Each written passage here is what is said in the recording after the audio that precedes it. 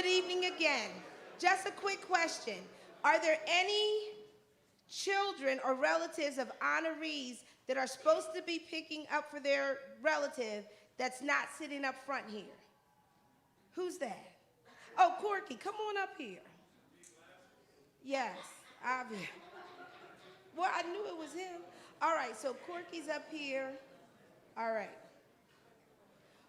Our master of ceremonies 6 minutes away. So we're waiting for him. The little cheerleaders are coming. We can't start without him.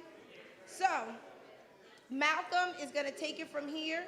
Corky, I just need you to sit somewhere up front, somewhere in this area. All right. Your girl, Cheryl, she can sit over here. Now, where's Steve? Oh, my goodness. Are you Steve's mom? Oh, and you're the cousin? Okay, great. Mark, you have to sit up here. Who's calling me? I'm sorry. I just wanted to make sure everybody was sitting up here. Okay. Mark, report what you need. Mark. Good evening, everybody. Welcome to our event tonight. We are really, really happy to have you here. We're waiting on a couple people, so we're probably going to start the program in about another 10 minutes or so. So in the meantime, we want you to kind of just relax, get yourself acquainted. If you got to use the restrooms or do anything you need to do, please do that. And in the meanwhile, we're all family here, so we're just going to relax until we get to MC here and we get ready to get the show started. All right? Thank you.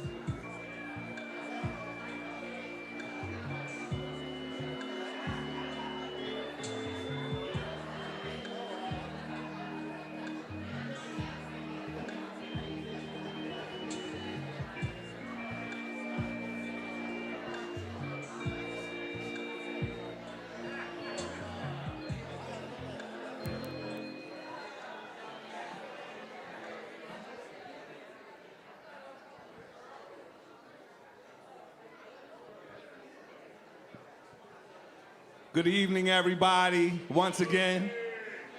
Good evening, everybody. Welcome to our 6th annual Wissahickon High School Alumni Association Black Hall of Fame. Thank you very much for coming out tonight. We are very, very excited to have you guys here. We're going to start the show off. We bring in a special guest, Mr. Frederick Douglass, who wants to come and speak about this special occasion. Can y'all start giving Mr. Frederick Douglass a round of applause while he works his way up to the front of the stage, please?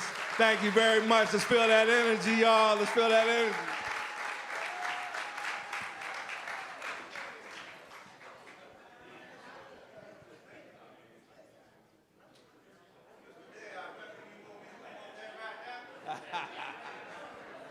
Take your time, sir. Take your time. Yes, sir. All right. Well, good evening, my good people. All right, all right. I declare I'm happy to be here. It's all right. I see we still wearing spectacles in these days now. I am honored you have returned and asked me to come to this auspicious occasion.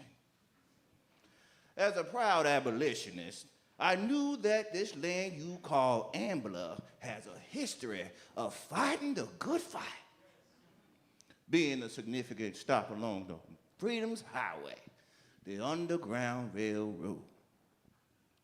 Now, I am the most photographed person of the 19th century. I wanted the whole world to see a black person full of dignity and honor. I see that your technology for portraits has changed quite drastically. So I cannot claim this title for the 20th or the 21st century. I was blessed to become an icon for the fight of black freedom during my lifetime. I have received many accolades and recognitions for my work and dedication to the fight of freedom.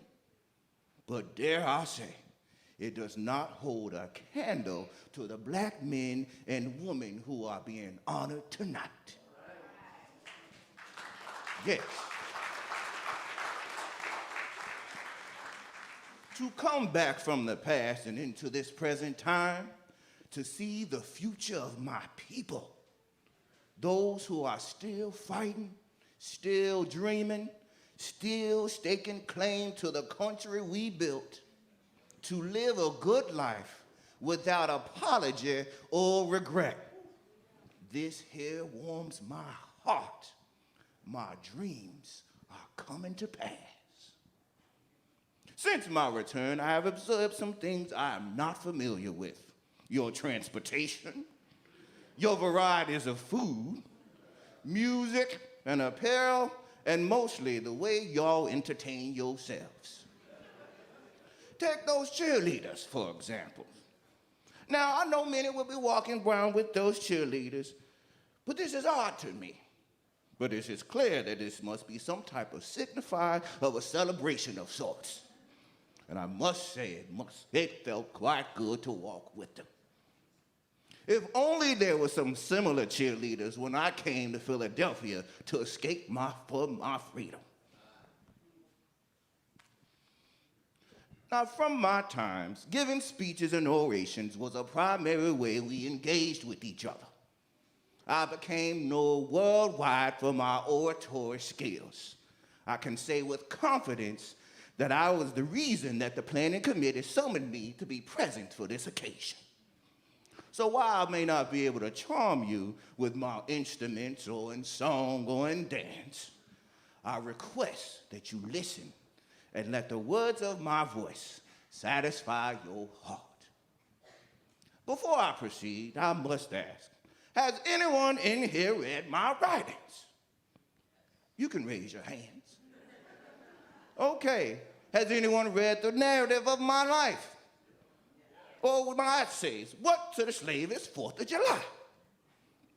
I'm glad I am here. Over the years, I have shown much appreciation for poetry through my writings. Since many of you may not know much about me, I will share with you some insights of my life through poetry and some insights into my part in the role of the holiday you call Juneteenth. I was born a slave. My father was white. His wife gave me a rare privilege. She taught me how to read and write. My captor found out he was wicked and cruel. His wife stopped me from teaching. He said slaves can't go to school. I overheard him telling her how ignorant slaves build white wealth. Right then, I was bound and determined that I should teach myself. I read and I studied in the stealth of the night. The more I learned, the more I realized I had some civil rights. I tried 2 times to escape that horrid plantation farm. Anna Marie, a free black woman, suggested I disguise as a slave. It worked. You know the 3rd time is the charm. I arrived on train to New York. At last I was free. I had no money or no family, but I had my pride and dignity. Those feelings left me quickly. The thought came to my head, I was now a runaway slave, and I could end up dead. I moved forward with my freedom to start a new life. I fell in love with Anna Murray and made her my wife. She taught me how to walk and to talk like a free man. We moved around secretly with no clear plans. Then I met William Lloyd Garrison, a white man, an abolitionist. He was so nice and kind. He only had one mission. He wanted all slaves to be free. He introduced me to his white colleagues. They were progressive and kind. They had never met an enslaved African with an educated mind. I began to tell my story, my experience as a slave. I told the harsh truth. No details were saved. I traveled near and far, telling my story everywhere.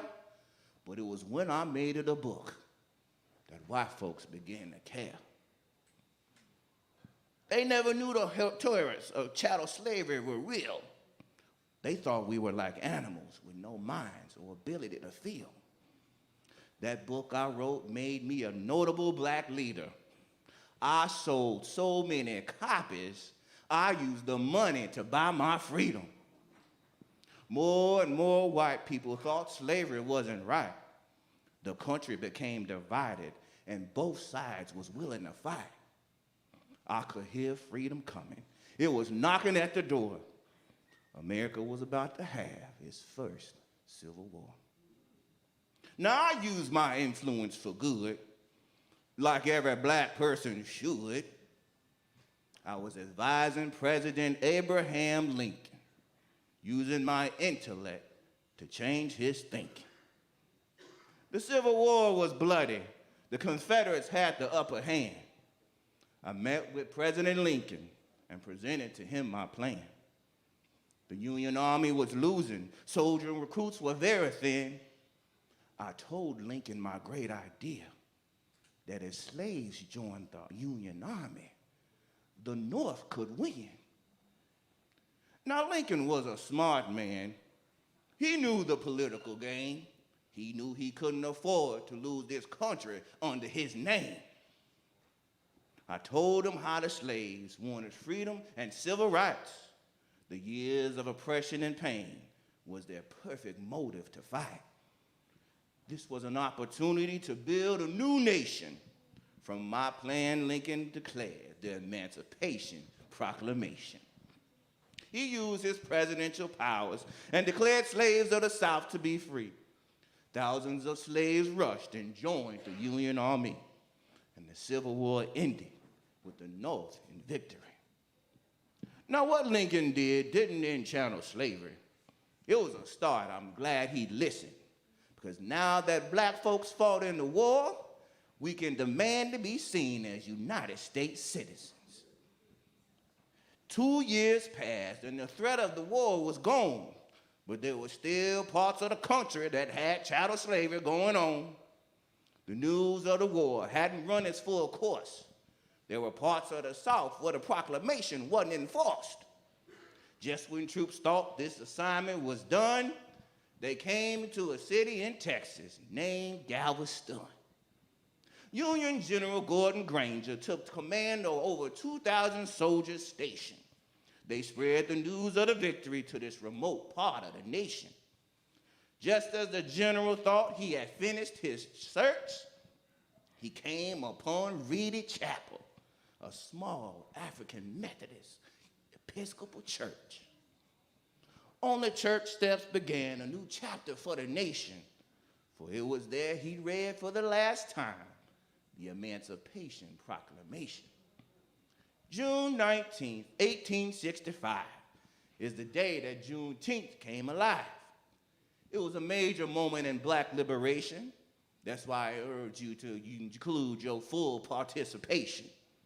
As I close this message of rhyming oration, I must remind you of the beauty of this Black Hall of Fame occasion. The fight for freedom is a continuum. The struggle can never rest. Each person in their lane, giving their very best. Liberation is a journey we must continue to the end. But my brothers and sisters of Wissahickon High, never cease to take time to celebrate how far we've come from where we first began. I thank you for the time afforded to me.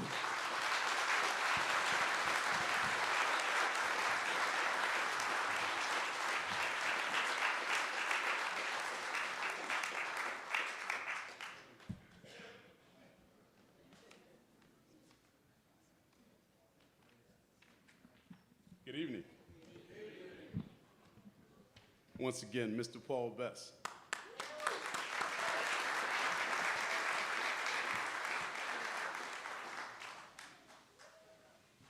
Had to deal with a little bit of Friday traffic, but we managed it.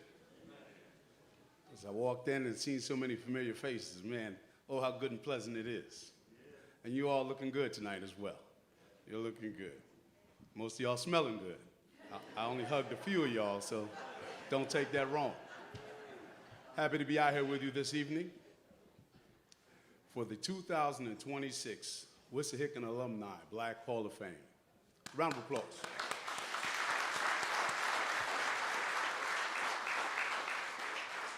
It's an amazing committee. They're committed.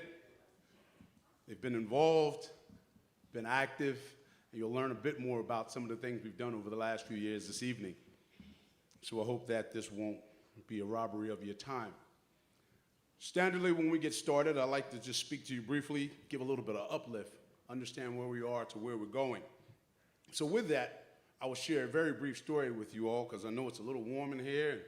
When we get together, we can make it a little warmer, especially if we're having a good time.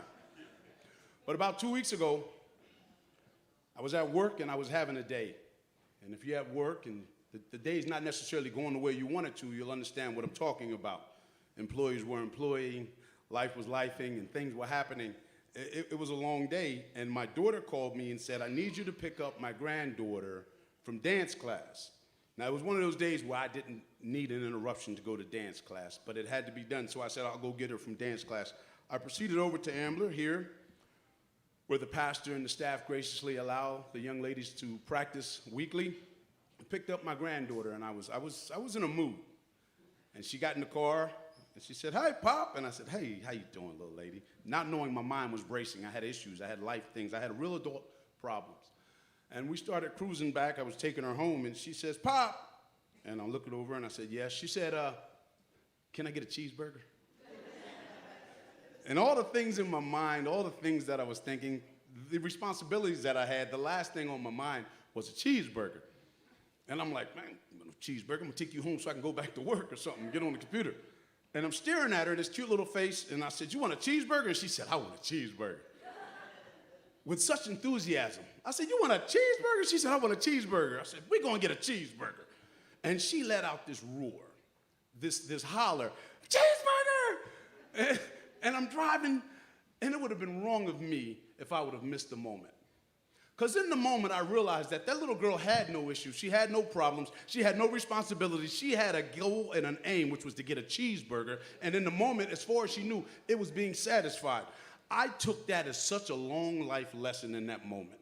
That sometimes when we aren't having the day we want, sometimes when programs aren't on time, sometimes when things aren't going the exact way we need them to go, we need to find a cheeseburger moment. We need to find that thing. We need to find that thing. Or maybe it's that person, because her cheeseburger is different. She had tomatoes and pickles and cheese and ketchup and mayo. But your cheeseburger might be the person sitting right next to you right now. Your cheeseburger might be the colleague that you get to talk to after a long day's work. Your cheeseburger might be a brother or a sister or someone who you can just talk to and not have to deal with the everyday life mundane responsibilities. But in that moment, they're the best thing going. They're your cheeseburger. I submit to you, sometimes in life, don't miss the collateral beauty. Take a moment to find your cheeseburger. It's so simplistic, but it'll keep you going. It changed my day that day.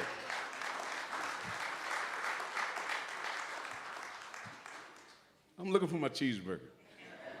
Actually, you all get to meet my cheeseburger tonight. There's a lot of dressings on cheeseburgers. But we want to thank you all again for coming out this evening. We're so happy to have you here. I know that you are going to enjoy yourself. I'm going to bring up my friend, my colleague, my family member, Miss Carmina.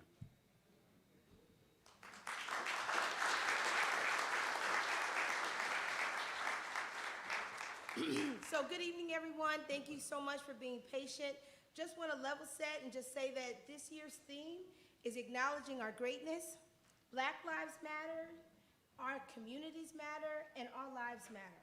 And since we're starting the program as we not have scheduled it, we're going to, we have a traditional opening where we kind of greet our honorees as they come in. So if the fruitful children can come up, what we're going to do is just have our honorees stand up when I call out your category of what you're being honored for. Please stand up, and we're going to greet you and cheer you on like we would normally do. Good? Brooke, you ready? So they're going to start chanting.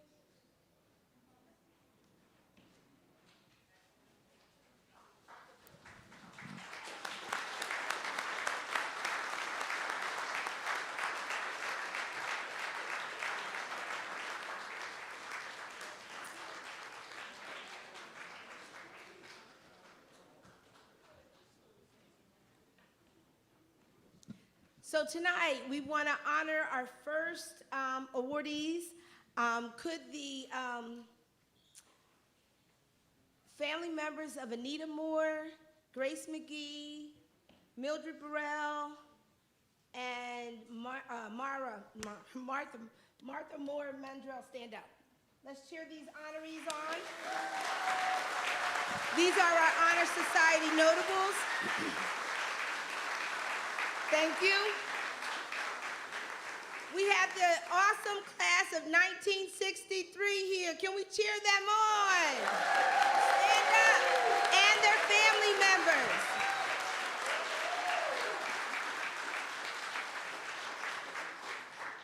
We have our teachers that have worked at Wissahickon that are still alive. We're calling them our living legacy. Lynn, stand up. Where are you, Lynn? Lynn, stand up. Mr. Lowe, stand up. Mr. Lowe.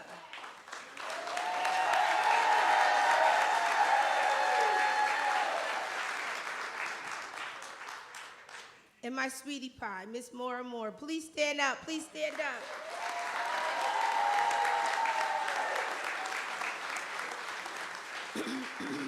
We have family members of teachers that have passed away but had a tenure at Wissahickon. We are calling them our luminary legends. So Rita Johnson's family, stand up.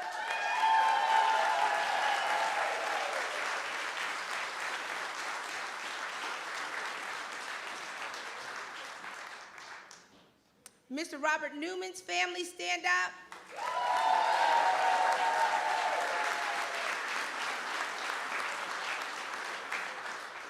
And anyone related to Mr. Gary Gant? Is there anybody else here? Just Erwin is here.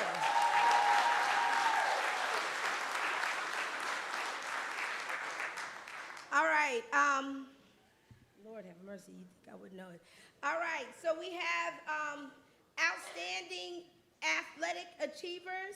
One is not here, one is here. Mr. Keith Riles, please stand up.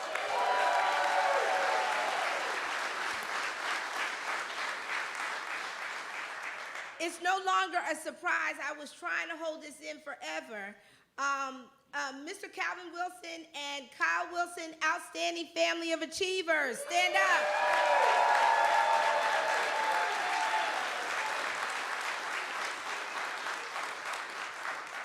We have our one honoree this year for our Black Girls Rock honoree, Nakia Jones-Tate.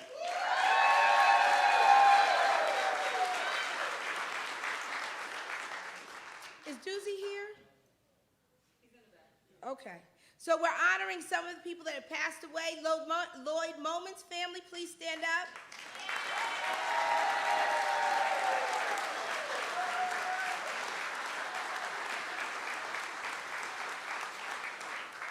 Sean Waples family, please stand up.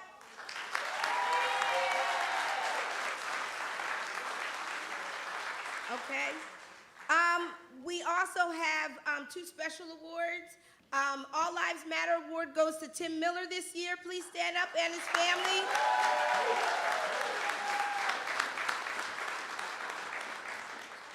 And Chris doesn't know this, but he's getting the Ultimate Alumni Award, Chris Nelson. Please stand up.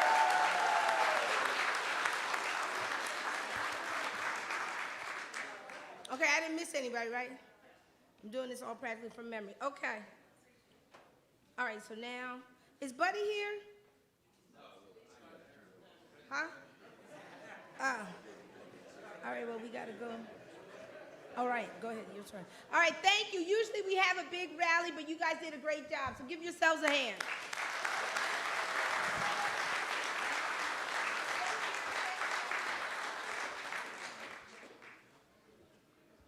A resilient people, we've learned to make a way out of no way.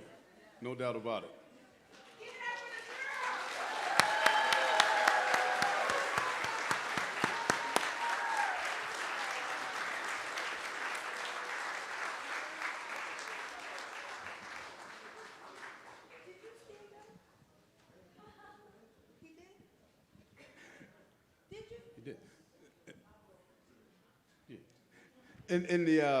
And so in keeping our program moving along, please give a warm round of welcome for Mr. Wilson.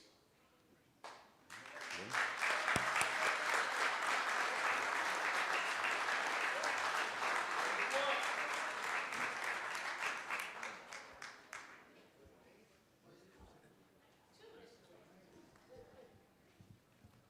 Good evening, everyone.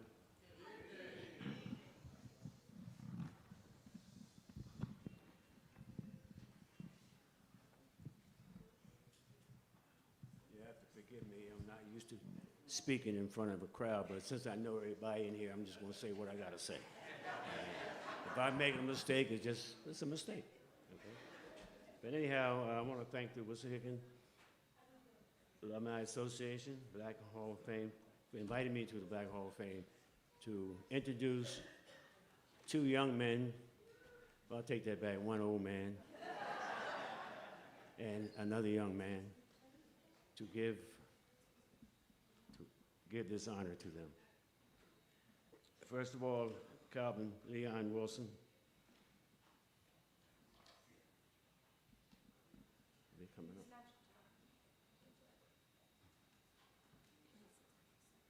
We have a little technical error. This is not for right now. So what we wanted to do, so let me just give you what's cultural back. So I asked Mr. Wilson to play for us. There's a lot of Wilsons in Ambler. So what we're going to do is we're going to go to the correct Mr. Wilson, not Wayne, and we're going to go with this one. All right. So here's the deal. We all were at Lloyd Moment's funeral, and it was so wonderful to see Penland and Ambler together. And Mr. Wilson played at the funeral. So because he played at the funeral, we were all moved. We asked him to play for us. even though he was playing the intro music while we were all waiting for the master of ceremony to come, we had to improvise. Mr. Wilson is still scheduled to play for us, and it's a blessing. So the thing is that I was trying to get him to come to play, not knowing he was supposed to be getting an award with his son. But somebody let it out. So Wayne's gonna talk about that. So Mr. Wilson, could you bless us with a selection? This is what's supposed to happen.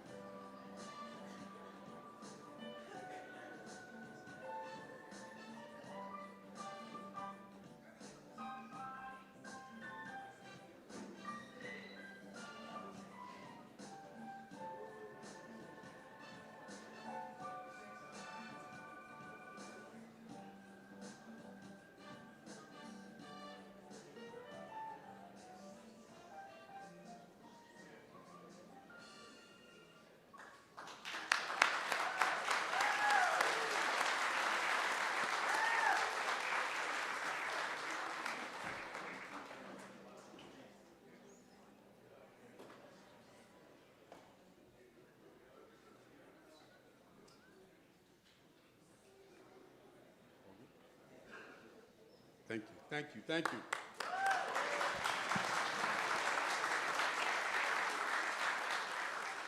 It's Mr. Calvin Wilson. Calvin Wilson. Wayne, you're not up yet. I hope, my prayer to God, is that I have talent like that at 88 years old. 88 years old. Mind in the right place, fingers working, feet going. I'm hopeful, sir, I'm hopeful. God bless you, 88 years old, 88 years old. Now if you all will join me in bringing up Miss Alicia Jett to the front. Hello, hello.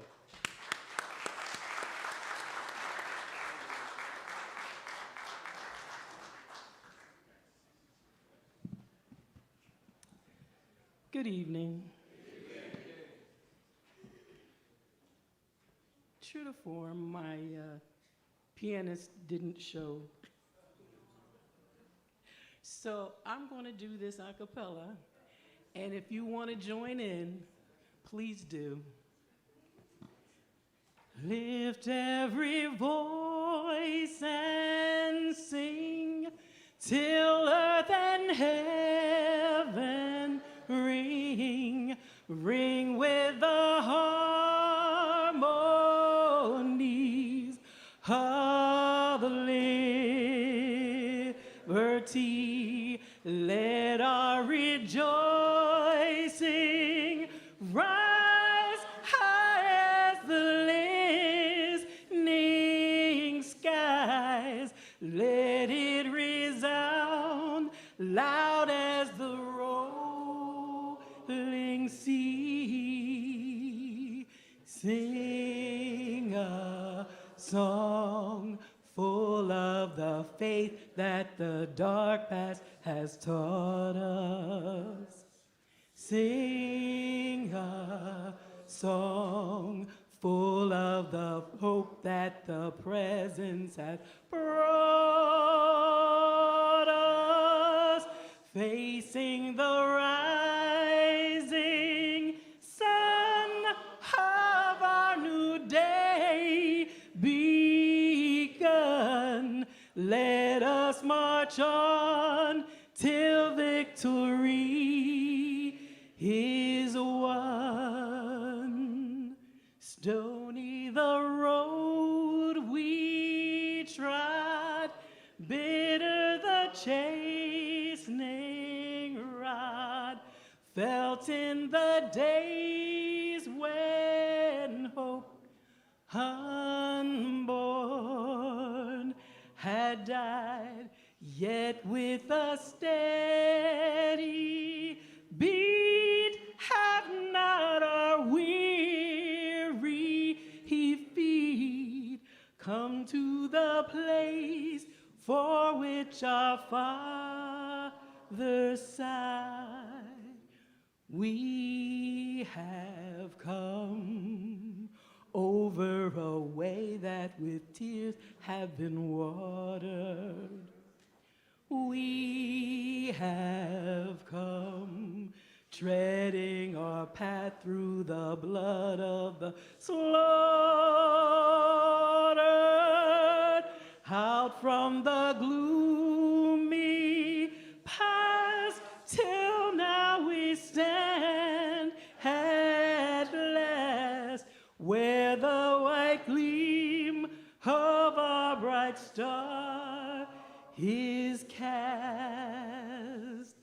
God of our weary years, God of our silent tears, thou who hast brought us thus far on the way, thou who hast by thy might led us into the light, keep us forever in the path, we pray, lest our feet stray from the places, our God, where we met thee, lest our hearts, drunk with the wine of the world, we forget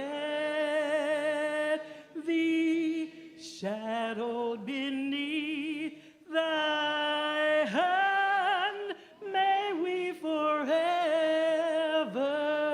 stand true to our God, true to our native land.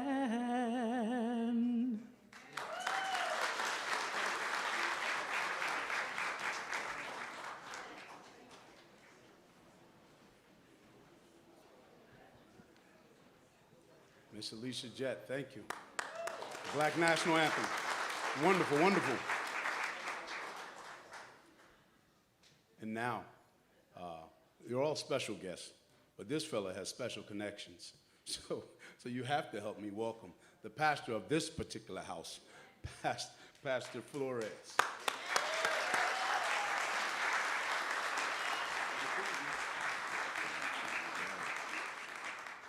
I think he thought it was Sunday morning. That's why he showed up late.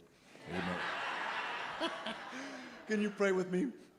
Our God, we thank you for the opportunity we have this evening to celebrate what you've done in the community here in Wissahickon. This Black Hall of Fame ceremony means so much, and I ask your blessings upon all that transpires here today. In the name of Jesus we pray. Amen. Amen. Thank you, Pastor. And we thank you for year after year, as you've done for the last several years we've been here, extending hospitality and allow us to hold this remarkable, wonderful, worthwhile event here. To you and your congregation and your staff, we thank you.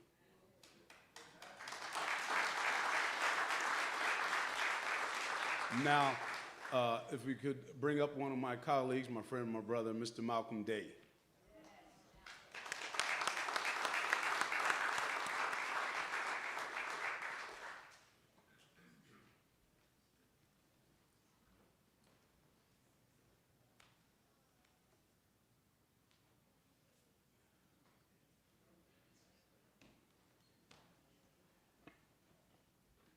Everybody, we're going to bring up Mr. Buddy Epps. Buddy Epps, come on up here. He's one of the special members of our committee. We get a lot of guidance from Mr. Epps. We appreciate his time and knowledge.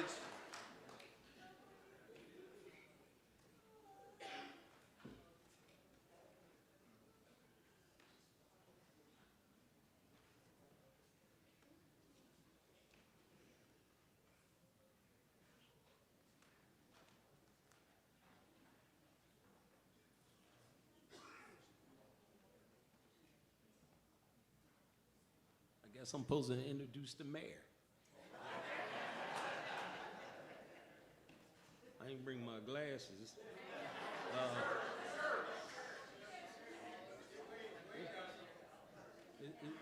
Is the mayor here?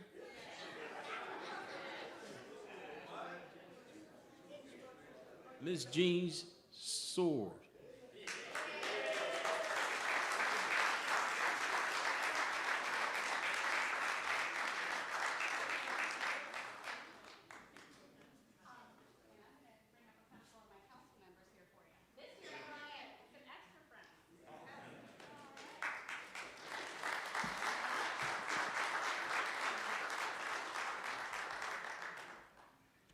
So delighted to be back in Zion, almost like a second home to me here. And love seeing all you, so many friends and neighbors right here, people that, you know, are closer to me than family, some. I'm not gonna say much about that, but we'll just leave it right there. Anyway, I wanna thank so much the people who work so hard to put this on every year. It is so important that we remember those stories. I always say every family has stories. We may not see them on the Hollywood screen, but every family has people in their family who have done amazing things, but we don't write it down sometimes because we don't think it's worth writing down. But I'm gonna tell you right now, every single story in your families is worth writing down. And maybe it's because I'm getting older I'm saying this, but it is worth it because those stories really are the story of our country. They are the stories of our wonderful Ambler. And right now I celebrate all that we start out at the Ambler schools before The other, let's be honest, Lower Gwynedd and Whitpain decided they liked a little bit what Ambler had, and so they gobbled us up and made us into Wissahickon. We will forgive them for that because we had great things here and we made Wissahickon great. I'm representing Madison Avenue, too. You're represent. Anybody remember Madison Avenue? Yes, Madison. My children went there. The kindergarten classrooms, for those who have not visited recently, are now our jail cells. Yes. You know, it is what it is there. Anyway, we've got this proclamation that could go an hour, so please bear with me here. Whereas the Wissahickon Alumni Association Black Hall of Fame ceremony is celebrating its 6th annual celebration on April 24th at Zion Baptist. Whereas the Wissahickon Alumni Association Black Hall of Fame ceremony honors the contributions of Black alumni. And whereas this year's theme is acknowledging our greatness, Black Lives Matter, our communities matter, all lives matter. And whereas the ceremony and the awards honor those who have demonstrated the best classmate culture, raising the school's reputation, promoting education and real-world applications, and actively being excellent ambassadors for the Wissahickon community. And whereas the Hall of Fame ceremony committee, including Carmina, Malcolm, Buddy, and Sean, and whereas this year's honorees include Anita Moore, Hackney, Mildred Burrell, Martin Kilson. By the way, has everybody read Martin's last book? Oh, yeah. Yeah? If you don't, I've got it in my car. Grace B. McGee, Martha Moore Mundell Ambler as Honor Society Nobles. And whereas this year recognizes the first Black graduates of Wissahickon in 1963, including Emery Ashton, Zinnia Blackwell, Clyde Cottingham, Warren Gant, Bruce Joel, Alice Johnson, Erlene Landon, Joseph Lewis, Carolyn Johnson, Lloyd Moman, Georgianne Nelson, Isabel Newman, Laverne Newman, Walter Queenan, Bernadette Sharon, Ruby Smith, William Smith, we got two, I'm sorry, Carmina, I should ask, 2 William Smiths? Oh my gosh. What did your teachers do? Oh my word. Oh, it's bad enough that I went to school with my sisters. They at least had different first names. Elwood Tolliver, Ronald Wells, Esther Wilson, and Joyce Wood. And whereas this year also recognizes Mara Moore, Ralph Lowe, Lynn Smith Johnson as living legacy educators, Rita Johnson, Robert Newman, Gary Gant, and Mr. James Smith Smitty as luminary legends. And whereas it is important to record, honor, and share our stories. Now, therefore, I, Jean Sorg, Mayor of Ambler, do hereby recognize the Wissahickon Alumni Association Black Hall of Fame ceremony at Zion Baptist Church in Ambler Borough and join in celebrating and honoring the positive alumni stories. And I set this testimony to my hand on the 24th day of April 2026. Thank you all so much for inviting us to be part of the celebration.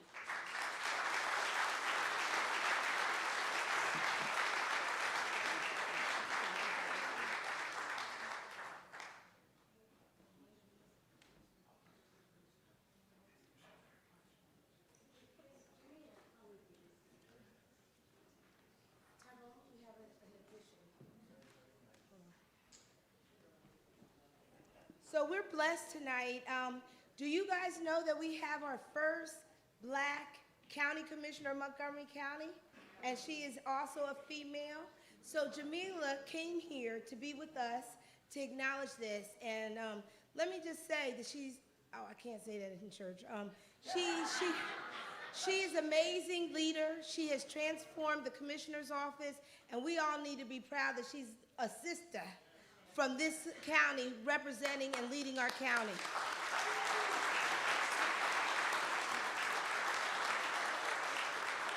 So she's also chair of the county commissioner. She got the most votes in the primary and the general election.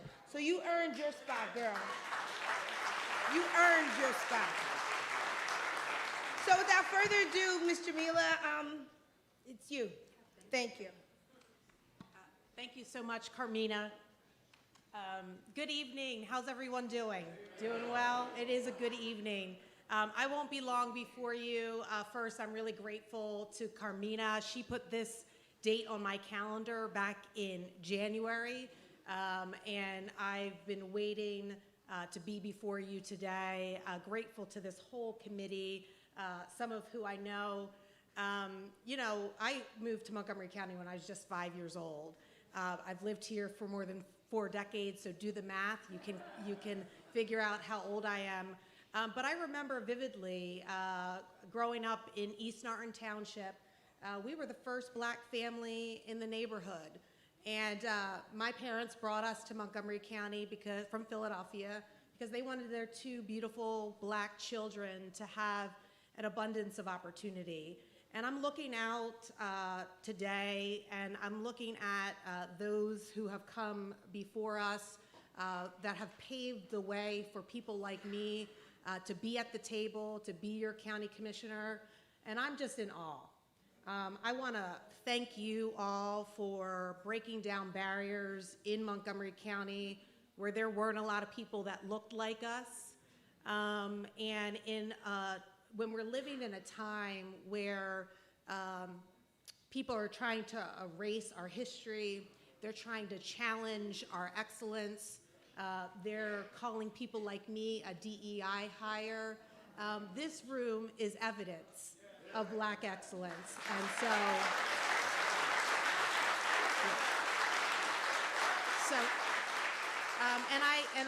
I just want to honor that, and I want to honor the allies that are in the room that continue to stand up and fight for what's right and what's true. Let's keep being excellent. Montgomery County is grateful for all of those who have come before us. Congratulations to all of the honorees. And what I have tonight is I want to celebrate especially the first class of Wissahickon High School of 1963.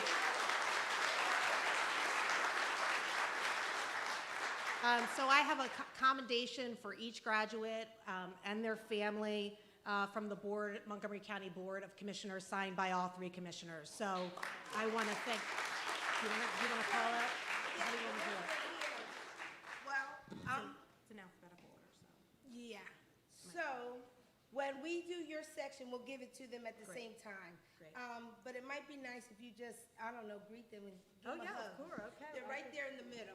Class of 63, the ones that are living, come over here. Go over there with my girl, Jamila. Right here in this line.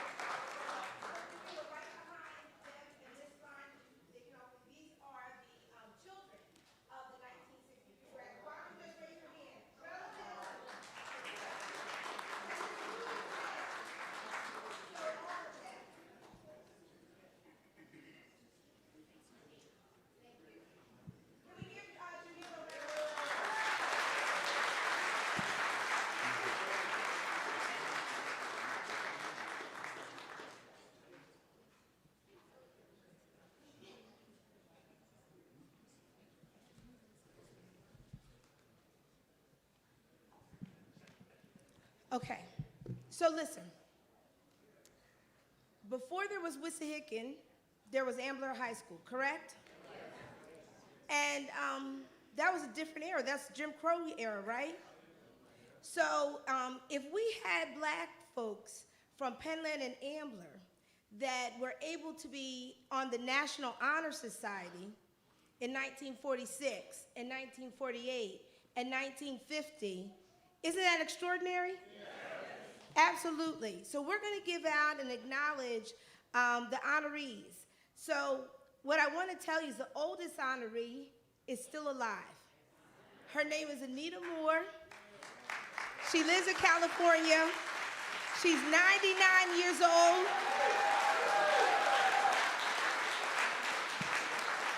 And she's waiting for me to call her. She is going to say and accept her award right now. So I'm going to call her and put her on the microphone, okay? She called me last night. I was so, oh my God. All right, let's go. Here she is.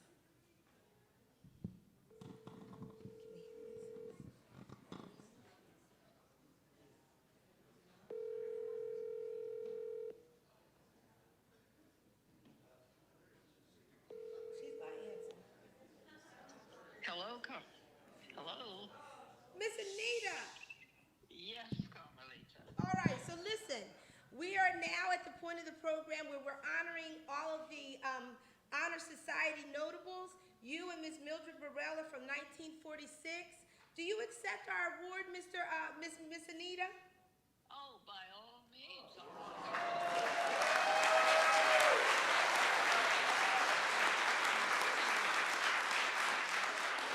I say greetings to all of you assembled there this evening. Would that I could be with you.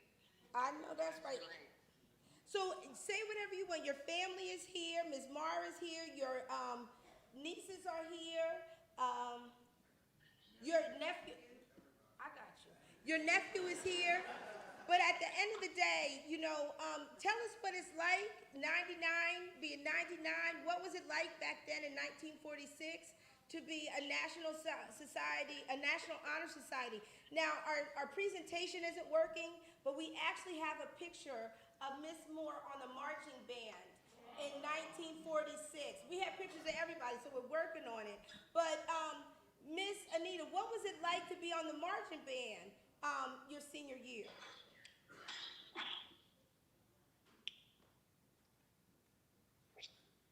I was excited, absolutely excited to be in the marching band because everyone in my family had some musical talent, but I didn't have any. So that instrument, that clarinet that I played, marching in that uniform, made me feel like I was somebody also. Amen, amen. And you know, you come from great stock too. Last year we honored your mother for her 30 years of leading the segregated school in Penland. I just want to note that you are also a fruit of her labor because every Penland youth that graduated from the Penland School was proficient, which is a feat. So by you being, when you were a senior, being a National Honor Society, would you say that's part of your mom's fruit? I would say so, yes. Excellent. I can't think otherwise. I'm really pleased to be able to receive this honor this evening. I say congratulations to the others as well. And I'm sorry that I am unable to be with you this evening out here in sunny California.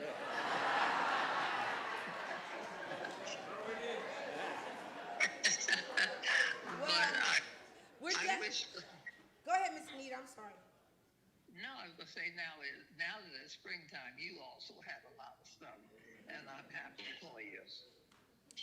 Well, again, I just wanted to make sure we got our call in at the beginning of it. You have a proclamation from the mayor of Ambler noting your accomplishment at Ambler High. So I just want to thank you for picking up the phone. Thank you for sharing yourself with everyone.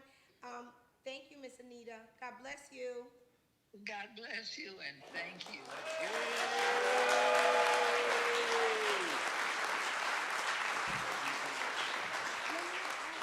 So absolutely amazing. So we're going to run through this. So here's the deal, and I'm so sorry that we don't have the pictures, but Miss Mildred Burrell, she was also a National Honor Society student in 1946, but she was on the basketball team, wasn't she? So we had a basketball picture of her in 1946. She was bad to the bone, right? And then, so when we get done notifying, just come up and get the proclamation. And then in 1948, the only black male that was there was Martin Kilson. He was from Ambler. He was the first black tenured professor at Harvard University. And he actually started the African American Studies Department at Harvard, right here at Penland. And so his first book was called The Black Intellectual's Odyssey. And the first 5 chapters of his book was about his childhood in Ambler. And one of the things that he mentioned, and we have pictures of this, is that one time a year during the Jim Crow laws, the people that, the residents of Ambler and Penland, the churches here, Penland Church, Emmanuel, went to Millside Park. Where's Miss Carolyn? Millside Park in Upper Perkiomen Valley. At that time, between 1940 to the 50s, it was a segregated county pool. And the blacks in Penland and Ambler could only go there one time a year. And it was similar to like, it was an entertainment space, right? So they had a roller skating rink, but I had a picture of it, what it looked like. It's just a big pool, and then they had different things you could play around it. Hopefully we'll get it together. But that's significant, because even being from here, I didn't really think that the Jim Crow laws impacted us. But when you think about them having been in Ambler High, having to live, and Miss Carolyn also told me a story that even driving to the park, being at the park, they were still called niggas, even though they swam in the pool. Am I right? So to endure all of that is amazing, and to have been National Honor Society. So then that was 1946, 48. And then in 1950, my mother, Grace McGee, was in National Honor Society, and Miss Martha Moore, which is Miss Anita Moore's oldest sister. Younger. Martha is younger than Anita, I'm sorry. So we just want to give it up. Come up and get your proclamations, because you're part of history. That is a documented record, and we have to be proud that our kinfolk were a National Honor Society by then, because when it transferred over to Wissahickon, it was 15 years before any blacks actually got into National Honor Society. That began the systemic racism. I'm just going to put it out there. So let's give it up for the family members that are representing Anita, Mildred, Grace McGee, and Martha Moore. Come on up, come on up, come on up, come on up. Come on up. Oh, you're representing Miss Mildred? All right. Taylor? This is Grace McGee's grandson.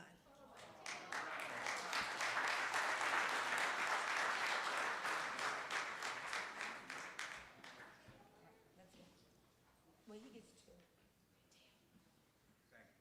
All right, moving right along. Thank you very much. I wish you guys could see the pictures. Yes. Oh, you want to say something? You can't. I'm so sorry. I'm sorry. This guy here, Rodney Jefferson, we graduated from high school together, 1968, from North Penn. Okay. But all my children graduated from Wissahickon. I'm sorry. Do you want to say anything, Mr. Jefferson? Please, I'm sorry. It's been a day. Taylor, would you like to say something? Yes, I would like to thank the people who gave these awards out. It made me feel real proud. My mother's passed, and this really, helps me and helped me remember, what a wonderful woman she was, and that and be proud of in the times that she went to school, how she succeeded, and what she passed on to me and my sisters. Thank you. Absolutely.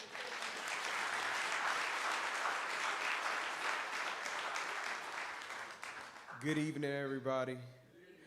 I'll be brief. So I'm up here as the representative, as grandson of Grace B. McGee, and it's an honor to be amongst everybody in this community. I see fresh and familiar faces all the same. All the while, I wouldn't be standing here if it wasn't for that McGee tree that I stood under as a fellow member of Penland. It's breathtaking and a little nerve-wracking, but this is everything that she made possible for me to see and be a part of within this space. I wouldn't be here if it wasn't for my grandmother. And at that, I'm living through her legacy. As an educator, she was a big, big part of this community and so much more. And that's the legacy I carry on today, to this very day. Just before I got here, I was in class teaching the future as an educator, carrying on what she did prior. And I just want to thank everyone for being here, as well as being amongst everyone in these different rows. It's breathtaking. It's breathtaking and just baffling how beautiful we all here together. And so I just thank everyone for being present, and everyone in receiving what they do, and those recognizing my grandmother and her legacy and all that she did to be a part of this community and more. Thank you very much.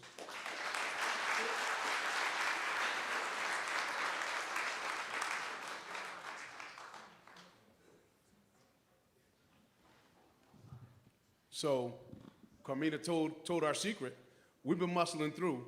If you've all seen the commercial that the committee had put together over the last several weeks, then you know that in 2026 we are high tech. So we had music, we had video, we had history, particularly about some of the athletic feats that some of our honorees this evening had accomplished over the years. But listen, we're gonna make it do what it do. No technical help this evening. With that, may I please have the class of 1963 stand up, and the representatives thereof.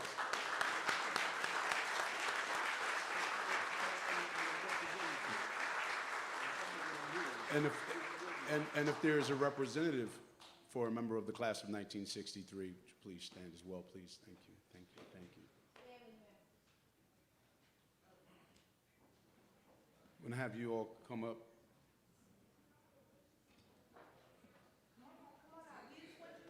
With Joy and Stacy Wood.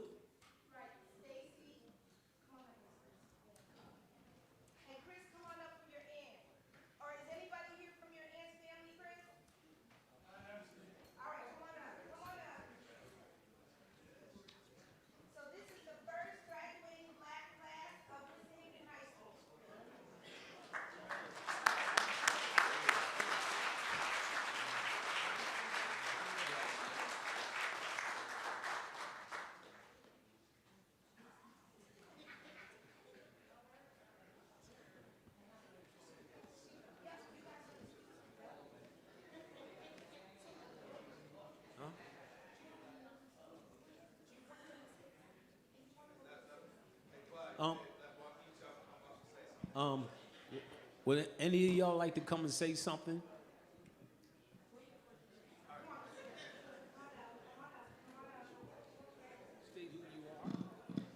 Good evening, everyone. My name is Carolyn Johnson.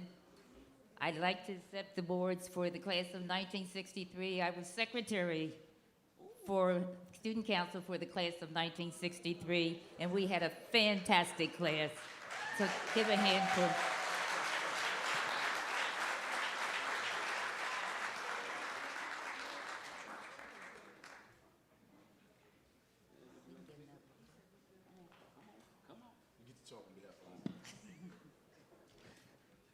Good evening, everyone. My name is Valerie Moman, and I am the wife of the late Lloyd Charles Moman, Jr. And I will be accepting the award on his behalf. And what I know of Lloyd is that he was a terrific basketball player, which all of you know. And I want to share one other thing, which I didn't know I was going to speak, but Lloyd had an 80th birthday party, and when I asked him what he wanted the color scheme to be, do you know? There you go, blue and gold, and he loved Wissahickon, so thank you.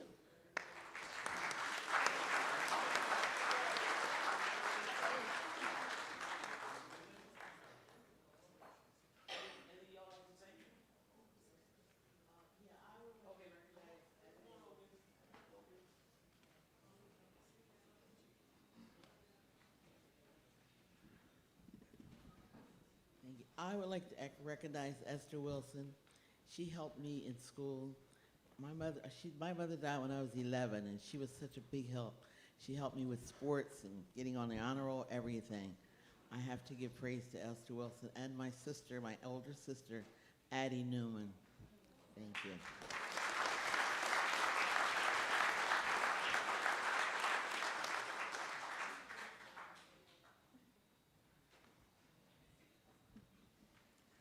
Good evening. My name is Arlisha Edwards, and this is my brother James Dawson, and we are the son and daughter of Esther Victoria Wilson. And on behalf of the two of us, we would like to thank you and for this opportunity. We were surprised by this, and this is a tremendous opportunity for us to be here and for everyone to celebrate this first class of 1963. What we do know is that our mother was an athlete. She became a teacher who loved children and loved her family, friends, but we just want to say thank you. Thank you, Ms. Ruby, for that beautiful speech that you just said about our mother. At the age of 70, we remember my mom beating our son, who was a basketball player in college now. She taught him, was one of the ones that was outside of my husband, Tracy, taught him how to shoot the three-pointer. And needless to say, my son was mad, but she was out there on that street shooting the ball and still showing him different moves. So we're just so proud and honored of this evening, and we just want to say thank you again to the board and to everyone that is here. Thank you. How you doing, everybody? I mean, it's funny because I look around, I'm seeing all the faces that I grew up with, you know, and whether it be Bethlehem Baptist and all that, and it doesn't even feel like this is a foreign event, even though my mom has passed on. We have my son here, athletic, my sister's kids, my nieces and nephews, all athletic, and all that a lot of times stems from my mom. She's always at the events from all her grandkids, you know, always events, even to her great-grandkids. So it's an honor to accept the award on her behalf, and I thank everybody for coming out. And also I learned something new today, that she inspired, I'm sorry, what? She inspired Miss Ruby to play basketball. So thank you very much.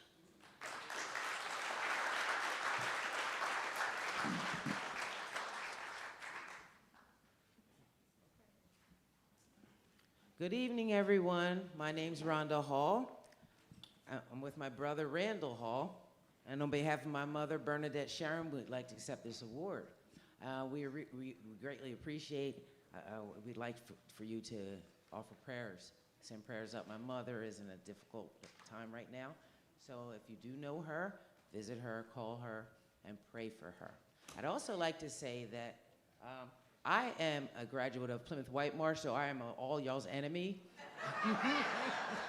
My brother is a graduate of Wissahickon, but still, we appreciate and thank you all for honoring our mother and the other graduates of 1963.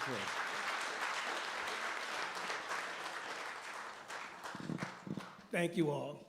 Coming in was beautiful, and class of '63, you guys pretty much raised me. I've known you from the time I got here, and God bless you, and thanks. Miss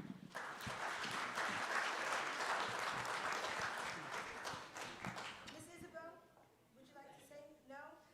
Mr. Queenan, come on. You want to say something? Well, Dustin. What? Dustin, his son. Dustin. Yeah.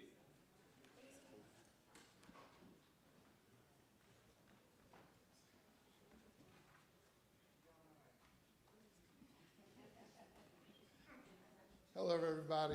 My name is Dustin Queen, and Walter Queen is my father. I got a little more height than he does, so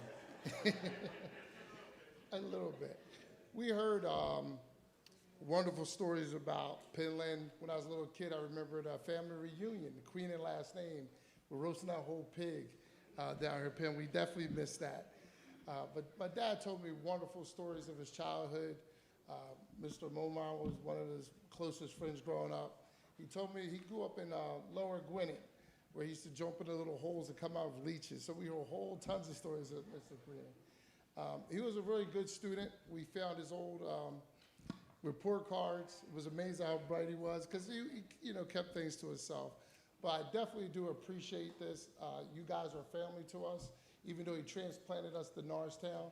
But Ambler, Penland is where the Queen ends. Have been risen and grown from, so I appreciate all this, and I appreciate everybody taking care of my dad, keeping out of trouble when he was a little kid. Thank you, everybody.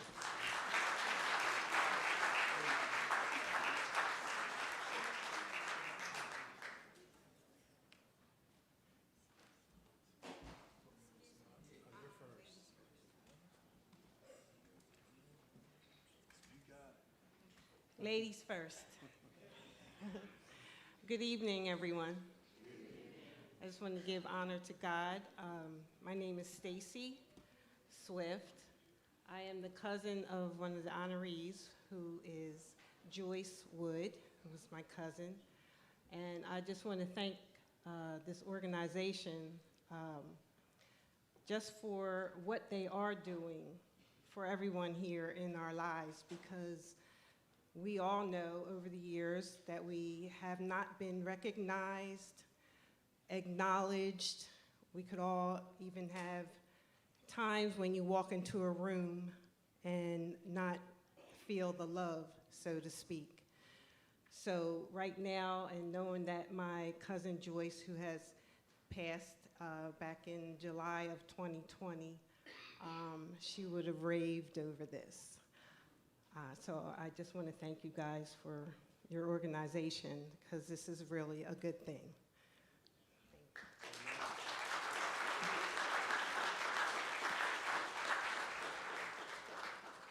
Good evening, everybody. My name is Thomas Futch. I'm here to represent Zinnia Blackwell.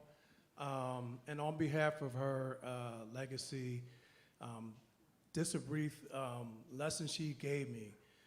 Going through segregation and all that, going to Wissahickon and being with different nationalities. She once told me, like, I came home one day and I guess somebody must have said something rude to me or whatever. So I came home and she said, listen, son, she said, where no room that you cannot step in, no matter what nationality it is, you hold your head up high and you walk with confidence and always, to speak the truth, and you'll be successful in life. And I appreciate that. And thank you all. I mean, you guys are all family to me. Growing up in Penland was a blessing. Appreciate it.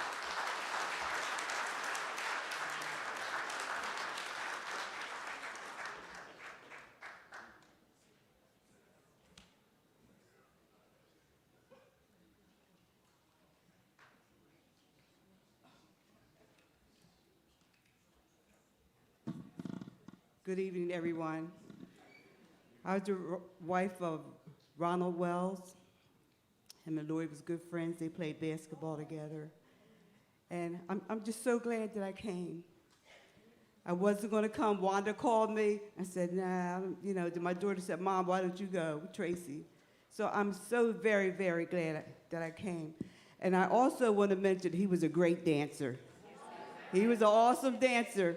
In the yearbook, there's a picture of him with his feet in a bucket of water, because he did so good. So this has really been a blessing. Thank you so very much. Thank you.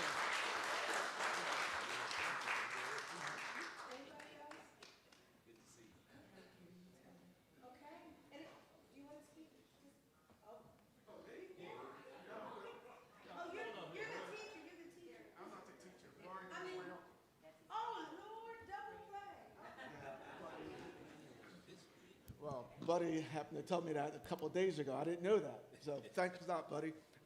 Warren Gann couldn't be here, so he asked me to come in and say thank you for the award, and he's sorry he couldn't make it. Oh, I'm sorry. I'm Warren's nephew. Everybody knows my name. My name is Irwin. Irwin Gann. Come on, bud. Thank you. All right, listen, thank you guys. Anybody else want to speak? All right, thank you guys very much.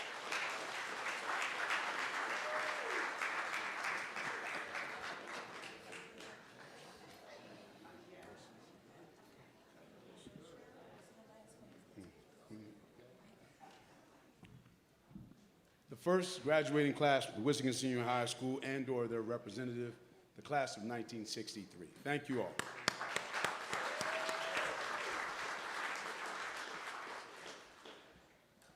And now, would the members that we've spoken to and/or their representative from the Wissahickon School District Black teachers please stand?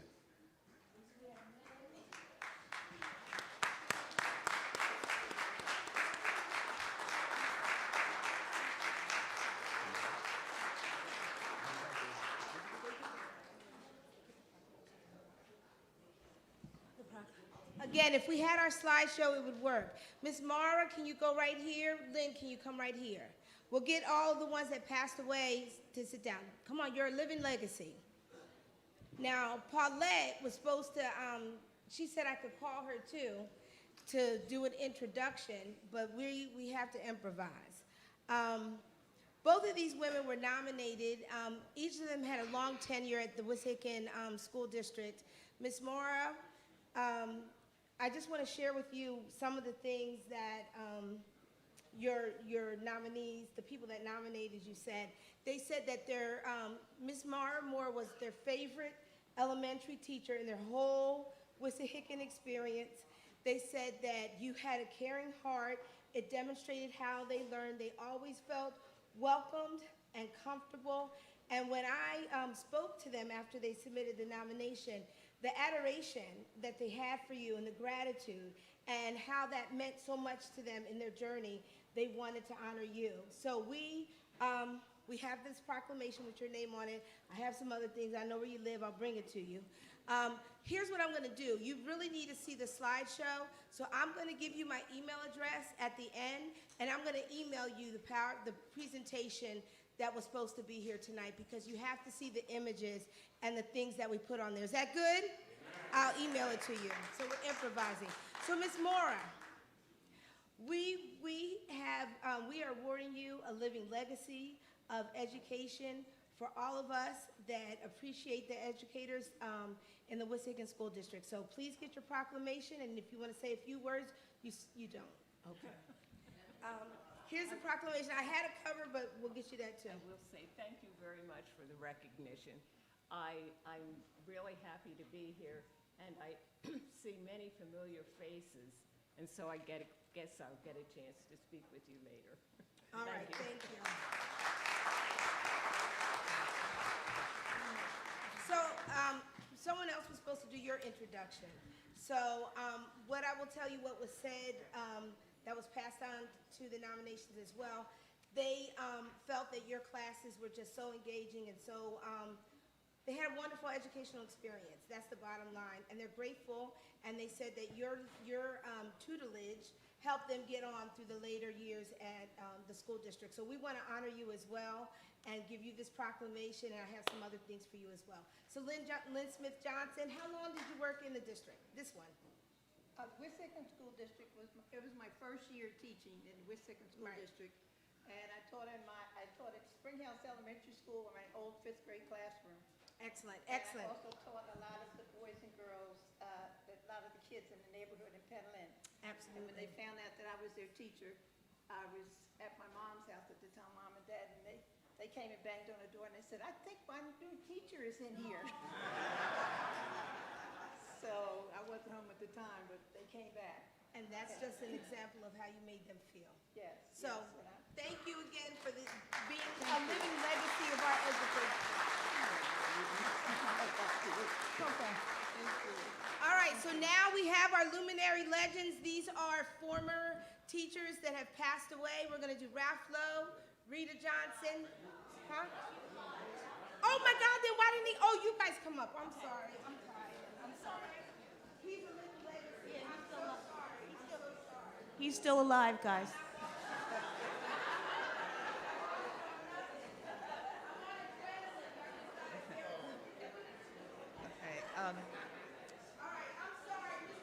Okay, well, we are his daughters and here to present our dad, Ralph Lowe. Born in March 1942, Ralph Lowe was raised in Penland, PA. Thanks. He attended primary school at Penland Elementary under the guidance of Mrs. Helen Moore. Those were years he remembers warmly as an environment of nurturing and support. His racially integrated secondary school experience outside of Penland within the Wissahickon School District was one that took some adjustment, but he was able to find his new niche through participation in sports. Throughout middle and high school, Ralph played several sports. In junior high, he played football and baseball. At Ambler Senior High, he played basketball as shooting guard, baseball as a first baseman, and varsity football as a running back and defensive halfback his sophomore, junior, and senior years. However, he says his true passion was always basketball, and you could find him playing on a daily basis at the school field until it was so dark he couldn't see his hand in front of his face. After high school, he worked at Mohawk Hide Factory for a year and was able to make enough to attend 1 year at Westchester University. The following summer, Larry Wilson and Jim Thompson drove by as he was idly standing on the corner and asked him what his plans were for the future. Not having the money to go back to college, he told them he was unsure. Right then and there, they told him, "Get in the car." They drove him to Westchester University and spoke to the head football coach, who was able to get him an athletic work stipend that paid for his college education. He played football as a defensive halfback and ran track his junior and senior years at Westchester. Ralph considered majors in his passions of history, art, and athletics. Ultimately, he chose a career in physical education and health for which he wouldn't be constantly confined to indoors. After college, he took a position as a phys ed teacher at Jeffries Elementary in Chester School District, and in 1968 got a position at Wissahickon School District, in which he remained until his retirement in 1999. Some of his accomplishments during this time include being the first to implement Field Day within the Wissahickon School District, which still occurs at the end of each year at all the elementary schools. Ralph was the first black head football coach in the Bucksmont League, serving as a coach for football, basketball, and track at the high school and softball coach at the middle school. He was the director of the Wissahickon Adult Recreation Program for 7 years and was the first director of the Lower Gwinnett Recreation for Youth that he started at the Penland School Field and later expanded to high school. Many kids remember fondly the trips to Sesame Place, Dorney Park, Great Adventure, the adrenaline felt to trying to escape the sting of the beaming red rubber ball during mat ball, swimming at the middle school, or smashing the tennis ball around the pole on Tedler Ball. He made a lot of good summers for a lot of kids.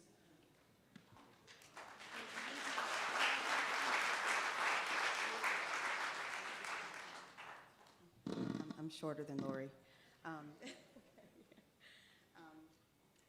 We often talk about achievements and accomplishments in one's career, but there also is another accomplishment. It takes a hard work and dedication to create and raise a family. In 1963, our dad met the love of his life, Patricia Carroll Kennedy, at a local house party. They dated throughout the mid-1960s and exchanged their vows in August of 1968. Between 1972 and 1978, they welcomed 3 children, all girls, no boys. Sorry, Pop. Lori Ayana, Rebecca Walida, and Brandy Eloise. Through hard work and dedication, communication, and most importantly, a man cave in the basement and a she-shack on the 3rd floor, Ralph and Pat Lowe have remained dedicated and faithfully married to each other for 58 years this summer.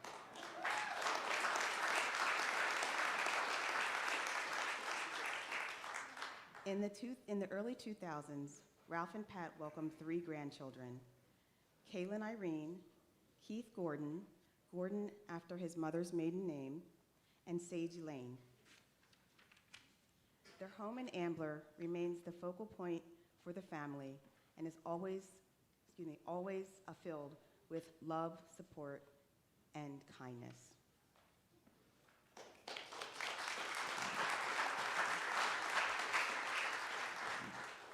Our dad has never been a man of big conversation. It demands on how you know him. A conversation with Ralphie consists of fond memories of his youth with his immediate and extended family, which included the entirety of the Penland Village. A conversation with Ralph consists of coaching, strategies, and athletics. A conversation with Mr. Lowe would be lighthearted and reminiscent about Lower Gwinnett Recreation and the amazing athletic accomplishments of former Wissahickon students. But Ralph Lowe, again, is not a man of big conversation. He is a man of passion, and an interaction with Coach Lowe meant no more smiles and lighthearted words. Why? Because he was coaching. As a high school student, you may remember Coach Slow out there playing basketball with the team while he was coaching. The perseverance, discipline, resilience, and sportsmanship he displayed on the court and coached from the sidelines was a living metaphor to many of us of what it takes to play the game of life. He has been the best teacher, coach, and father anyone can ask for, and it is with great pride that my sisters and I present our father, Ralph Lowe, with this commemoration of induction into the 2026 Black Hall of Fame.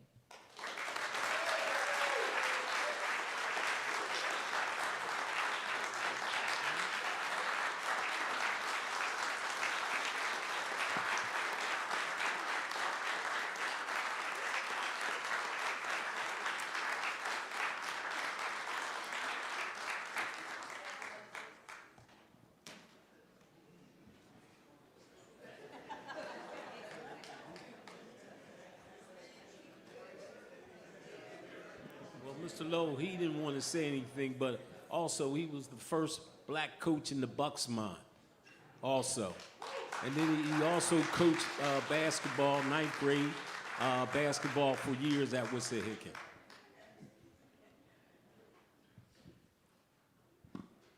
And then he's the one that got me at Cheney. Yeah, where I'm a legend at.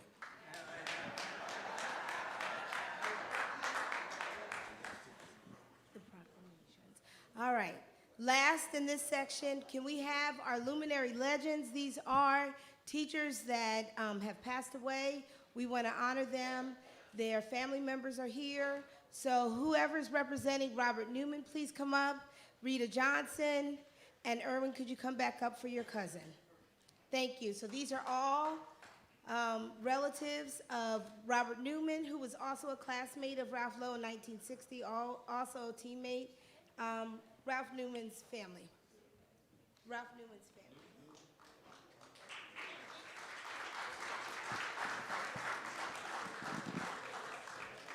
Good evening, everybody.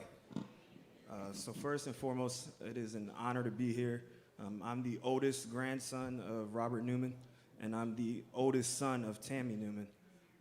And it is an honor to be here. I've been serving in the Air Force the last 15 years, recently returned from deployment. So I'm happy to be able to be here with the family. Although I was only 5 years old 30 years ago when my grandfather passed, I think out of all the grandchildren, I remember a lot of his legacy and his memories the most. It's definitely impacted who I am today.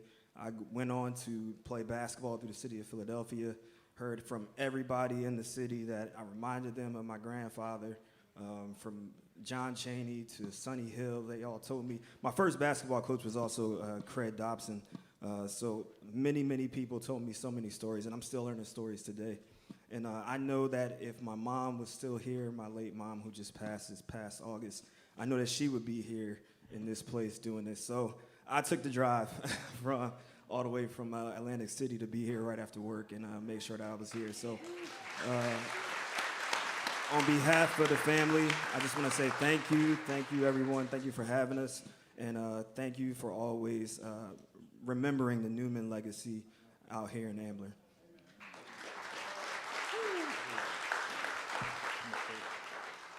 I just want to speak real quickly on how it is to have an uncle as a teacher in your school.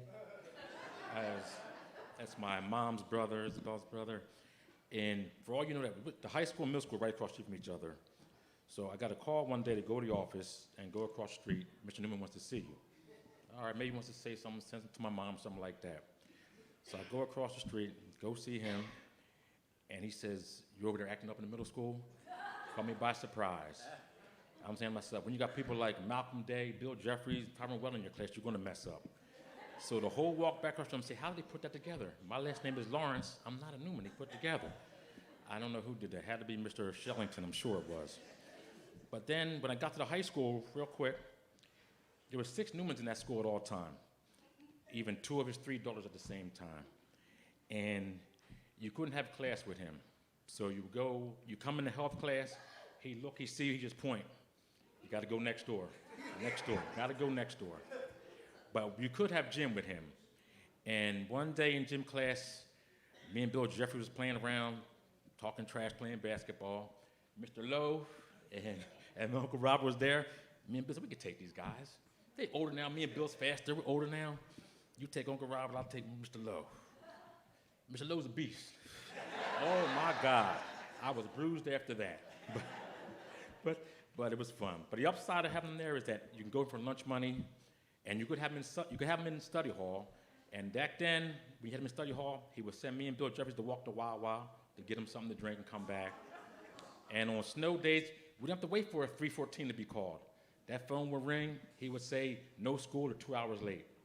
So that was always a bonus right there. So I just want to say thank you for this honor. I got my basketball skills from him, and thank the committee for what y'all doing here. It's really appreciated. Thank you.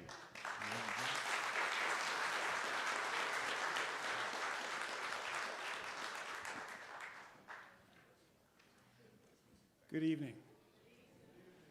I am the firstborn son of Rita Johnson. Rita Suzanne Galbraith Johnson was an amazing person, as many of you know.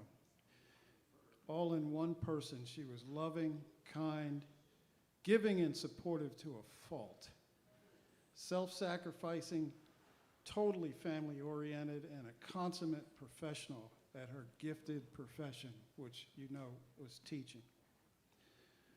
Mom was not only a great teacher, she was also an educational pioneer. She was an educational architect. She was an analyst. She was CEO of her home and her classroom. She was a physician. She was an advocate. Mom was a psychiatrist. And absolutely amazing in so many more ways, far too numerous for me to list here. Mom was a risk taker. She was very gentle in her ways and demeanor, but at the same time, unbelievably strong in character. Mom's intellectual, spiritual, and emotional attributes made her perfect for her chosen profession, both inside and outside the classroom. She was unbelievably fantastic listener. In fact, her listening skills went far beyond her hearing and discernment ranges. She could often know what you were going to say well before you could utter a word, but she'd let you get it out anyway. And of course, she was an unbelievably amazing teacher. And it always seemed as though she had the perfect answer to whatever you were going to ask. And Mom's way of seizing a teaching moment was unique. What she would very often do was to patiently but deliberately walk and talk you into your own best answers, even though you had no idea what she was up to by posing relevant questions that were uniquely crafted to help you come to your own best conclusions. Who gets blessed like that? She would have made an amazing attorney, but I guess she and Dad instilled and planted that into their next generation. On a personal note, one of the most amazing skills I gleaned from her was the ability to know where I wanted to take my audience with any given subject being presented while walking the listeners right into the very space that I intended, but with the unequivocal belief that it was their own idea that got them there, not mine. This made for some next-level legal defense strategies, and it came out of years of living with and interacting with Buddy and Rita Johnson, far more than any law school exercises. And classmates often expressed amazement with that prowess, never realizing it was born out of years of interaction with my amazing mother. Whew.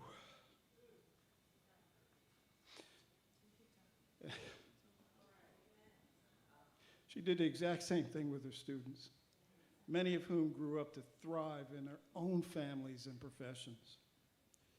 Oh, the lives that were impacted by Mom. I bet that every one of you who knew her has a favorite story or two to tell of your experience with her, just as impactful as that one. And the beauty of it is, it will all evolve through each and every one of us who knew her into generations and generations to come.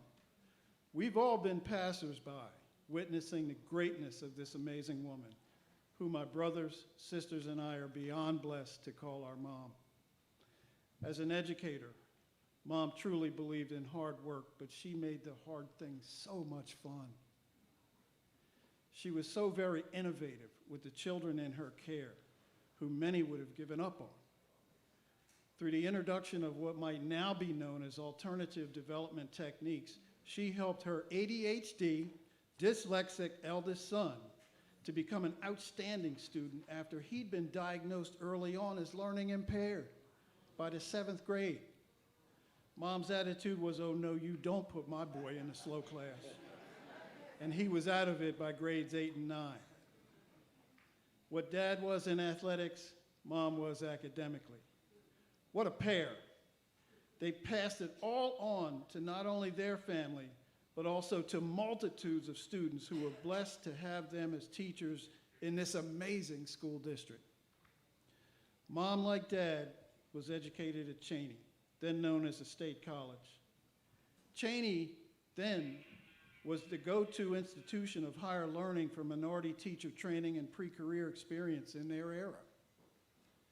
She then served her career in the Wissahickon School District, where she became a major influencer for countless young people, regardless of ethnicity or background, including her own children, of which I am so very blessed to have been firstborn.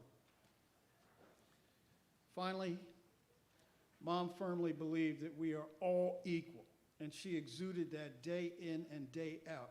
She knew there are no limits to what people she believed in could accomplish, and she had the unique ability to instill that core belief in just about everyone she interacted with, whether in the classroom, in her home, in her community. Mom made you feel like the most important person on earth, and after spending time with her, you just knew that all things are possible. But you also knew you had to work for it, and that talent without hard work is a waste. Mom was truly amazing in every sense of Proverbs 31. What an incredible blessing to have been part of her life, her dream, and her life's mission. I have absolutely no doubt that generations that follow will know of Mrs. Johnson. Thank you.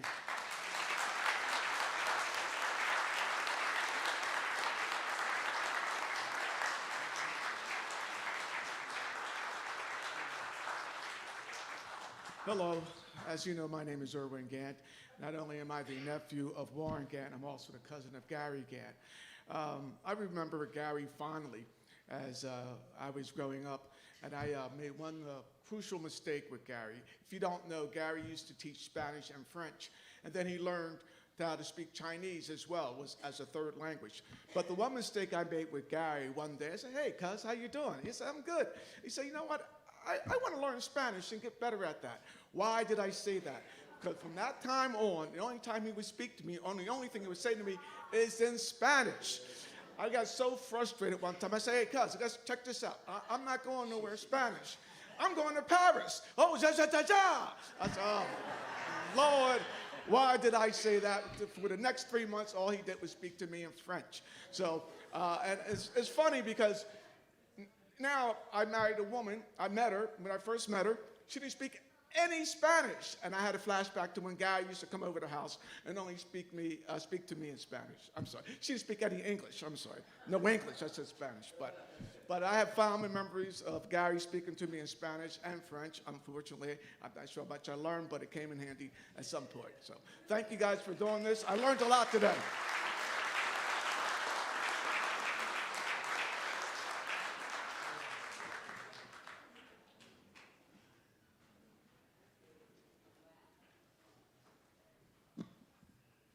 Thank you all for being patient with us. So continuing along with our awards recognition evening, please help me to really welcome the proper Mr. Wilson, Wayne Wilson. Mr. Wayne Wilson.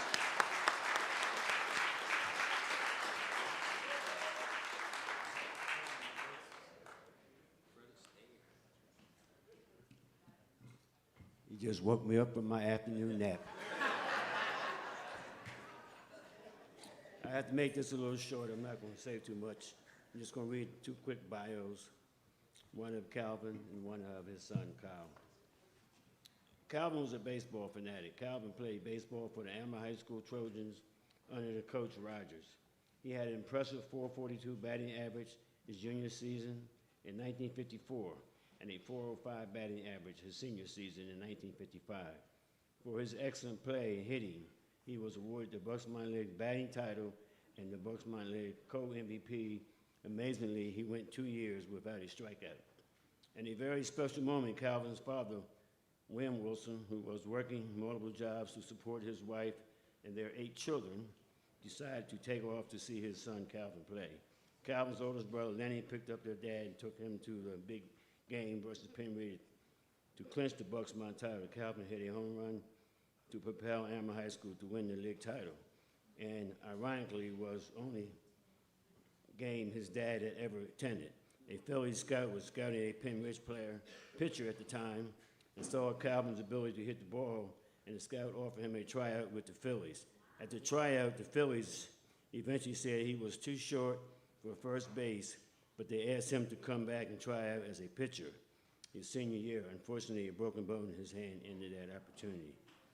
But Calvin played left-handed, shortstop as a left-hander in our softball league, and he was the only guy I ever seen play shortstop that was left-handed. And believe me, he was good at it. Calvin is left-handed, but he was a right-handed batter. During his high school summer, this time was spent playing for the legendary Penland Corsairs under coach Ralph Burrow, and the team traveled from Virginia to Maryland to Delaware and all over to play and compete in baseball. Not only did the Penland Corsairs have several undefeated seasons during Calvin's year, but Calvin won 2 summer batting titles, hitting over .650 2 summers in a row. He was blessed to play during those years alongside great teammates like Edgar Williams, Nelson Stewart, Billy Lawrence, Kenny Lawrence, and many others. Calvin learned to play saxophone in high school, but his real love for music expanded as he learned to play numerous other instruments, all by ear. Many know Calvin's musical side from seeing him play the piano or keyboards, but Calvin also played the bass guitar, electric guitar, and upright bass. Before the pandemic, Calvin, Sonny Fennell, and Nelson Stewart, who's here, performed at nursing homes as the Gentlemen of Christ.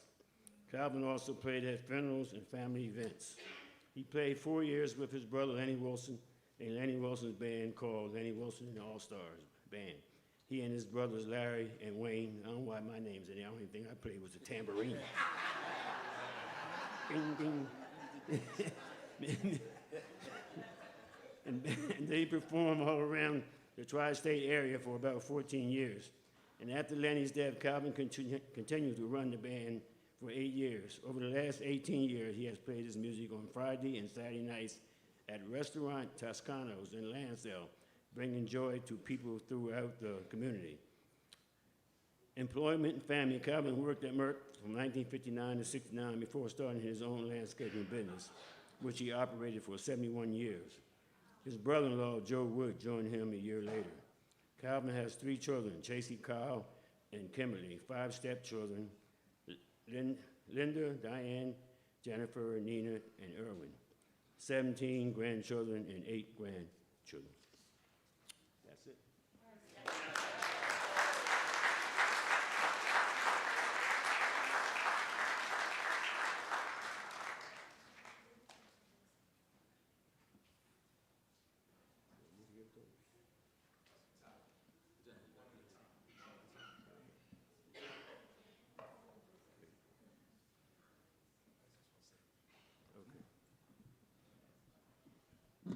One thing I want to thank everyone for being here tonight.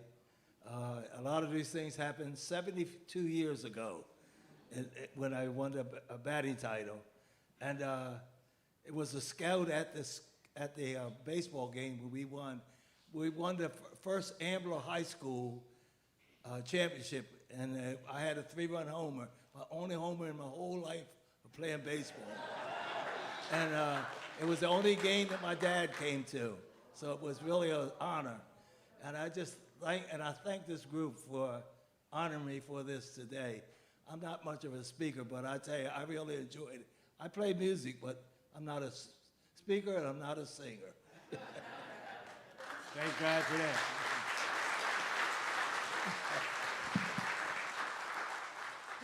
So, Mr. Wilson, on behalf of the Black Hall of Fame Committee, we'd like to give you, and when your son gets up, an award for Outstanding Family of Achievers. You have your own, Kyle has his own, but but you started it all. So here's your award, sir. Thank you very much. Thank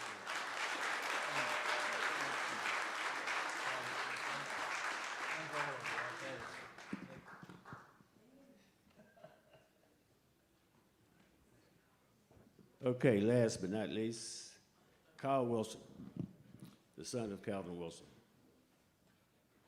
Carl played basketball in middle school. I don't know why my glasses are fogging up.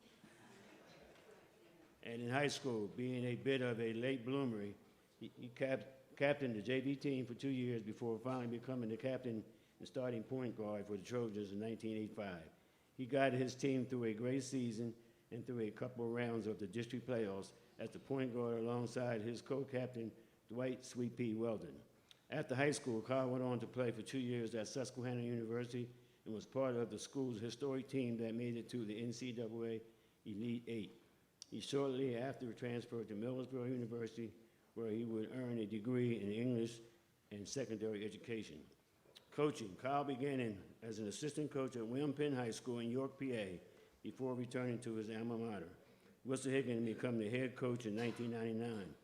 In his first season, he took a team that was 7-17 the previous year and guided them to a 17-7 record and into the district playoffs. 2 years after that, he guided Wissahickon to states, and the following year, his team made it to the PIAA State Final Four. Kyle has helped Wissahickon win multiple league titles and reach multiple district Final Fours. During his son Chase's senior year, the Trojan basketball team, as the number 30 seed, traveled to Great Valley to play number 3 seed led by Mikal Bridges, who's now with the New York Knicks, who now plays for the New York Knicks. And that game, Wissahickon pulled off an historic upset, becoming the first 30 seed team in the District 1 playoffs to knock off a number 3 seed. Kyle is the winningest coach in the school's history, and he is on pace to surpass 400 wins next season, a milestone that very few high school coaches ever reach. Yet his most proud and enjoyable accomplishment is helping many of his players play at the next level in Division I, II, and III. And he has even had several of his athletes play professionally in basketball and other professional sports.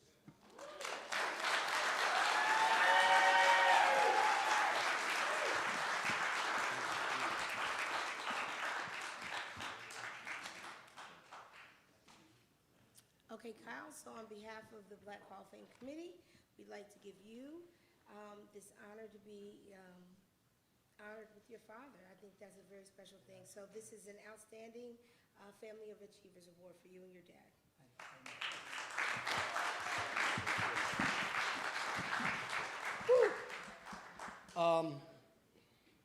Feel grateful, I feel thankful, and I feel blessed. What an amazing night. The faces I've seen here tonight, the people I see, it's just watching this community come together and honor those who have sometimes been slighted or not recognized is just an amazing thing.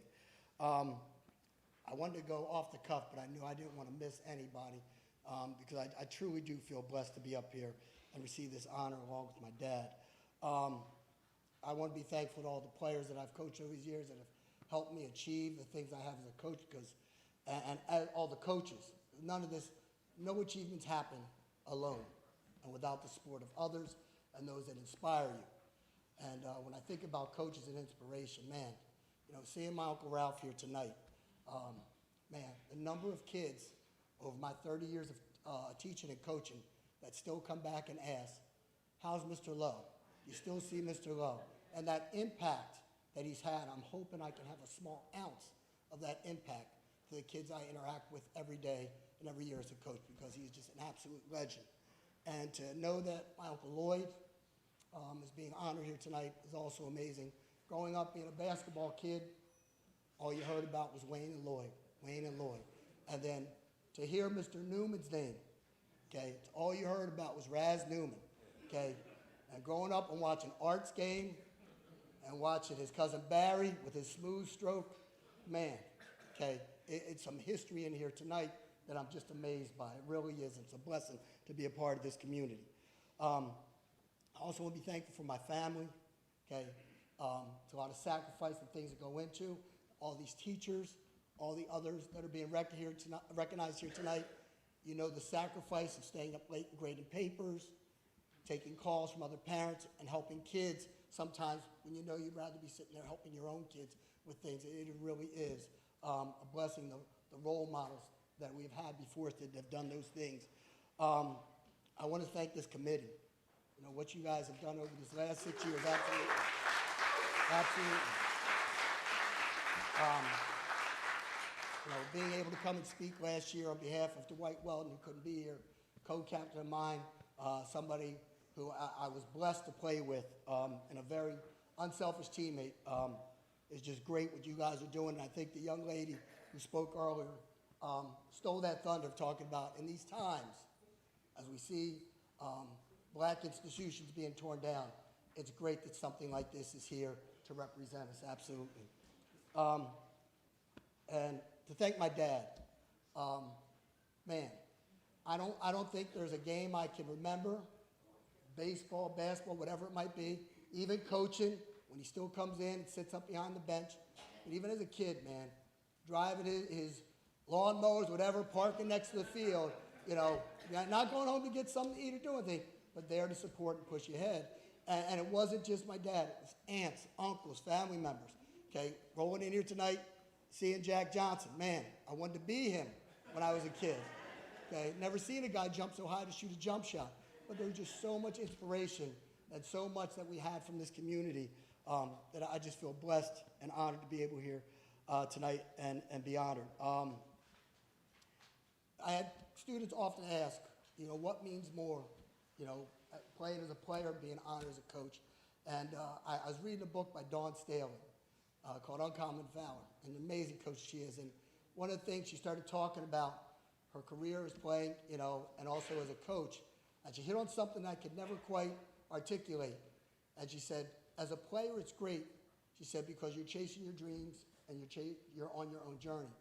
When you're helping others, as I know that many teachers, coaches, and athletes in here do, but when you're helping and coaching others, you become part of their history, and it sustains you. And I just thought that was the most beautiful thing to say, because it's what we do as teachers and coaches, is try to help others have an amazing experiences and move on in their life and have something great. So thank you again. I appreciate it.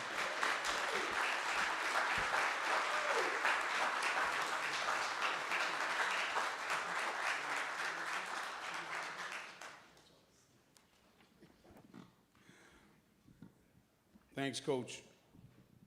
So, rolling right along, and I think I'd be remiss if I didn't throw on there, as a student at Wissahickon High School, I have some pretty good memories of Mr. Lowe, Uncle Ralphie, and Mr. Newman as well. You know, our interactions, y'all don't need to know about them, but you know, they catch you in the hallway somewhere you ain't supposed to be or something. You know, turn around, what are you doing? You're supposed to be in gym class. You know, it's a good time. It's a good time. But you know, the funny thing I will share with you is that early on there, I just thought, I was like, man, these two guys always yelling at me about something. You know, they were tough. They were tough, you know. But it's not until you progress, you know, through your time there that you realize that, no. They're embedded in the community.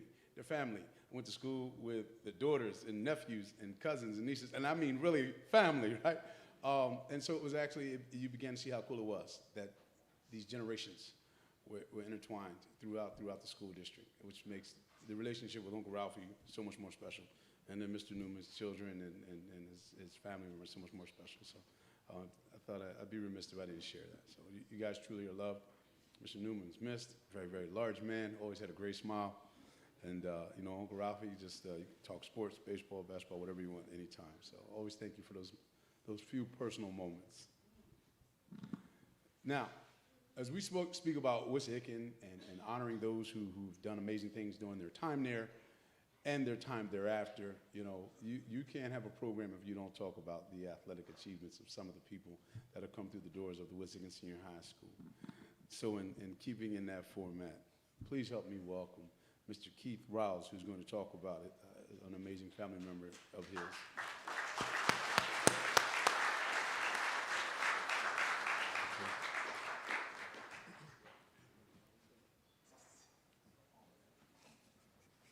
Hello, everyone.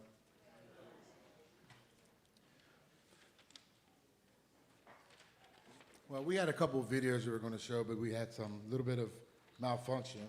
So I'm just going to do, I'm not a man for many words, but I'm going to do the best I can. So, hold on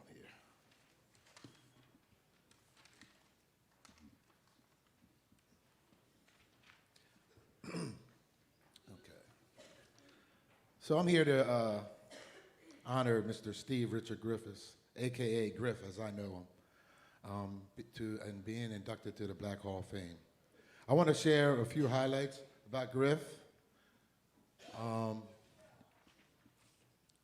When he was 7 years old in 1973, running with the Amber Olympic Club, he broke a national record in the long jump, jumping 15 feet 8 inches at 7 years old. In 1982, he was the PIA champion for the 600 meters. In 1982, he also has a school record indoors and outdoor for the distance medley relay school record. In 1982, he had the outdoor record for the 400 meters, where he got a silver medal at States. He was part of the 4x800 relay, where he got a gold medal, which is a national record that was set, and a school record. He also got a silver in the 4x400. His national, well, let me hold off a little bit. Let me say a little bit about this. So I was on the relay in 1982, and we broke a national record for the 4x800, and that record stood for 28 years. And it was, Steve Griffiths was a part of that. They also won the distance medley, which is being run tonight, and 40 years ago tonight, they won the Championship of America. And you get gold watches for that. And see, I was an alternate and I didn't get a watch. So Steve promised me if he ever got a watch, he's going to give it to me. So the next year, running from Auburn, he won the Championship of America, running from Auburn, he gave me his watch. Steve could not make it here tonight because he's abroad. He was in Dubai, but he couldn't come here because of the things that are going around the world, couldn't get flights, etc. But I'm here to say, I'll tell you a little bit more. I got a couple more minutes. I'm calling him now. Oh, he's going to call him. All right, cool. So Steve is in Dubai, in Saudi Arabia. It's 4:30 in the morning. We're going back and forth, and he had an amazing video, acceptance speech, and he had an amazing intro for Keith. He's gonna do it. So he's in his pajamas, so I told him it was audio. So I'm gonna call him, okay? So he's in Saudi Arabia right now. I'm coming. Oh, sorry.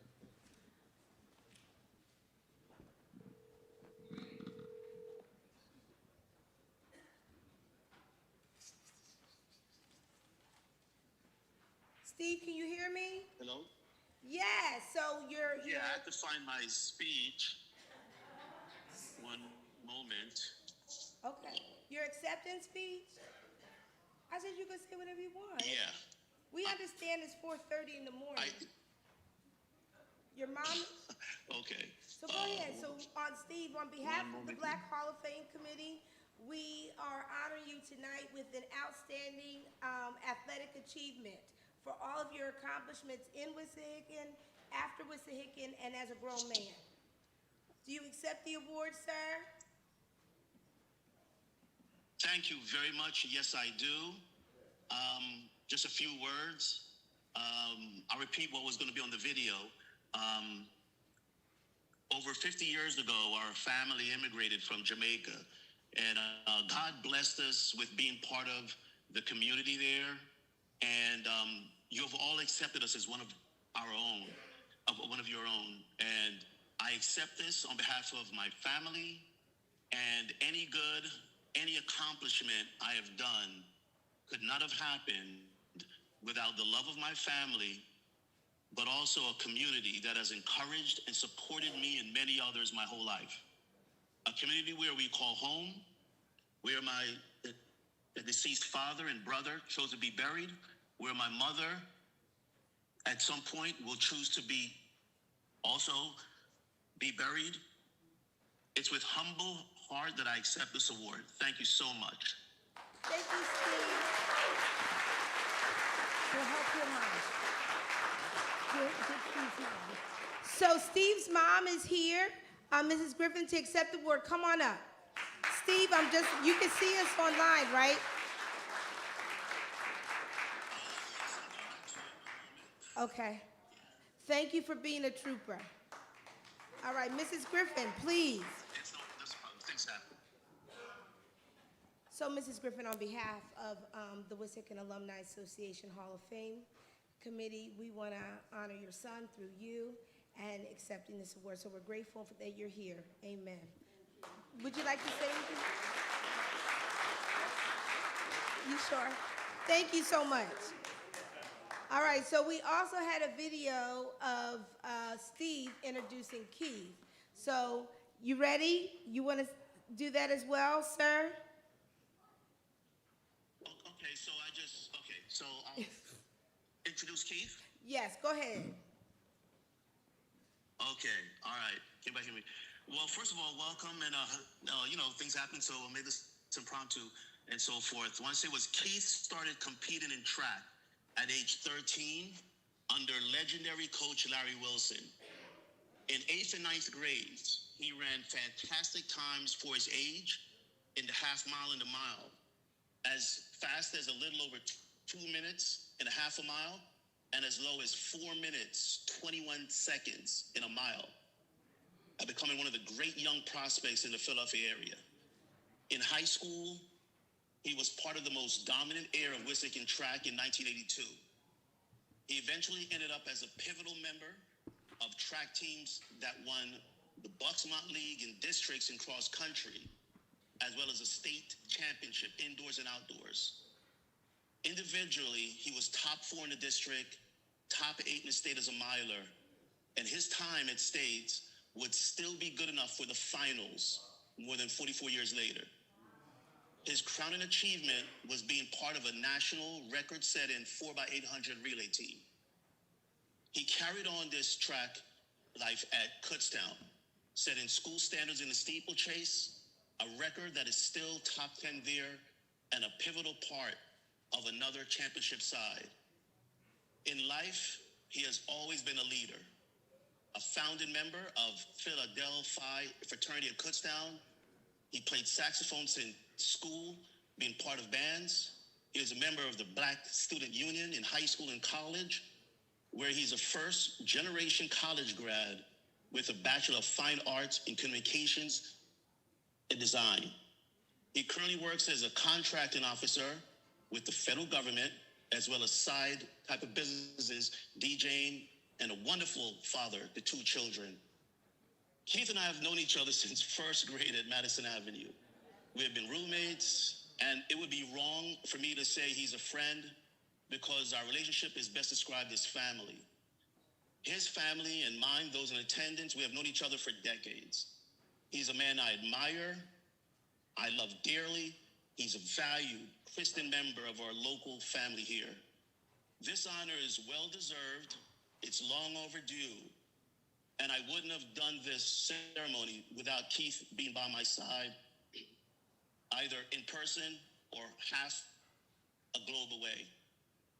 I give you a man I love dearly, my brother, your honoree, Keith O'Donnell Rouse. I love you, brother.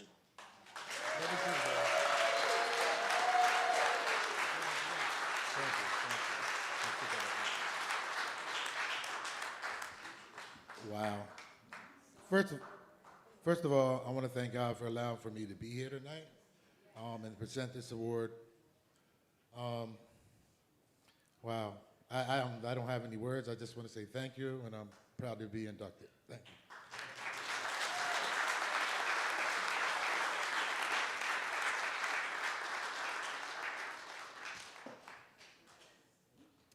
Good evening. Is Ms. McClendon here? Thank you.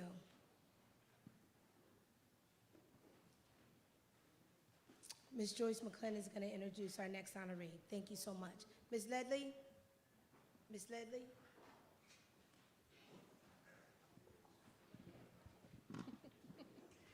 Good evening.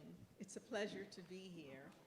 Tonight I'm going to talk about one of your graduates, a graduate from 1982, who is, 1992, who is a black girl who rocks.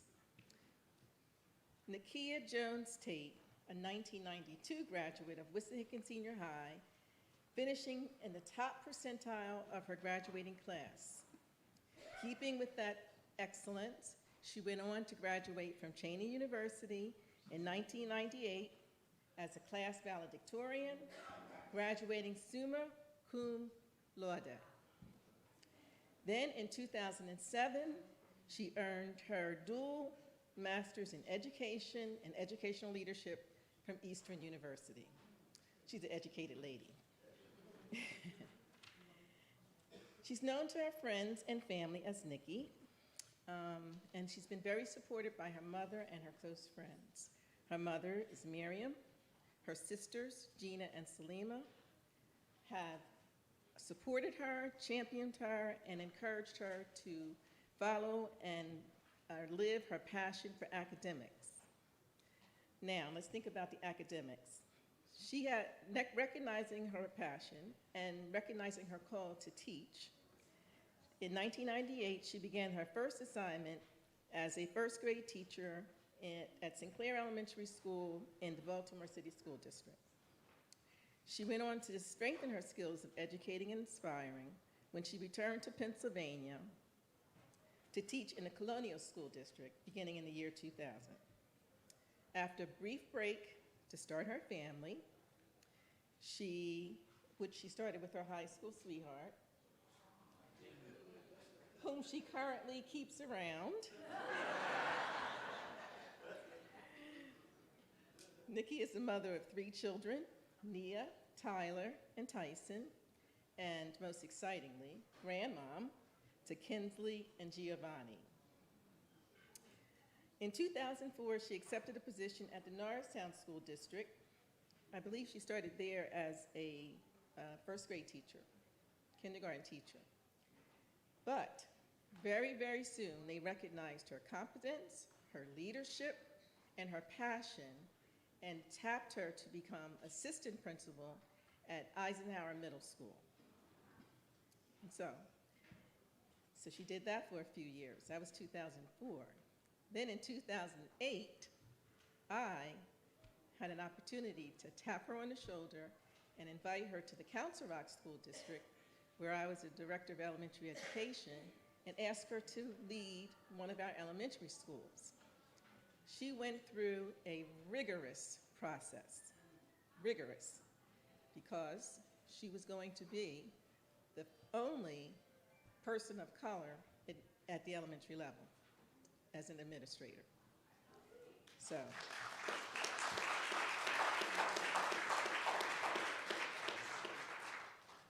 And she earned that. She started there in 2008. I left the school district when I retired, and she continues to be there. So she's been there for 18 years as the principal of Hillcrest Elementary School, a predominantly white elementary school with, I don't believe there are any teachers of color at her school. So she's the only, so that's, first of all, she's very brave to do it, and she's doing a phenomenal job. Now, thinking about that, let's talk about the math. She's 29 years teaching and serving the community. She's worked in 4 school districts. She's worked in 5 different buildings, each building housing a minimum of 460 students. To date, Nakia has had a personal hand in the academic development, achievement, emotional development, and achievement of children and staff of impacting more than 15,000 young lives.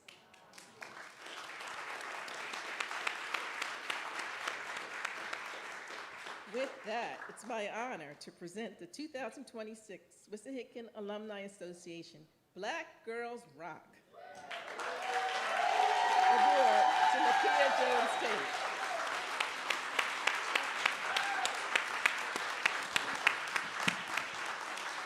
you.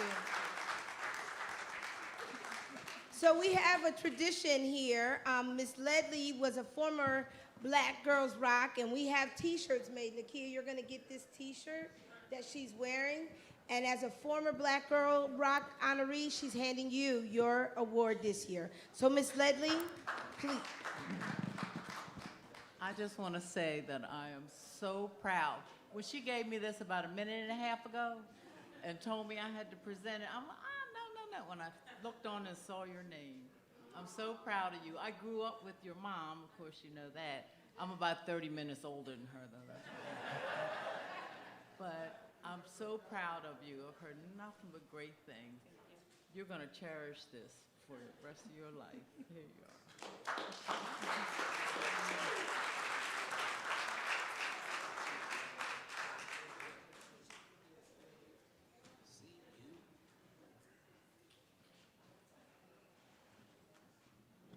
And my cousin up here, Buddy, is actually a living legend at Cheney, so he tells no lies about that. So I wanted to take this opportunity to thank you for this incredible honor. I wanted to thank Joy. That is an absolute surprise to me. So it was a pleasant surprise to see my mentor and someone who saw something in me give me a chance and an opportunity 18 years ago to make my mark and be a legend in a not very diverse school district. So thank you.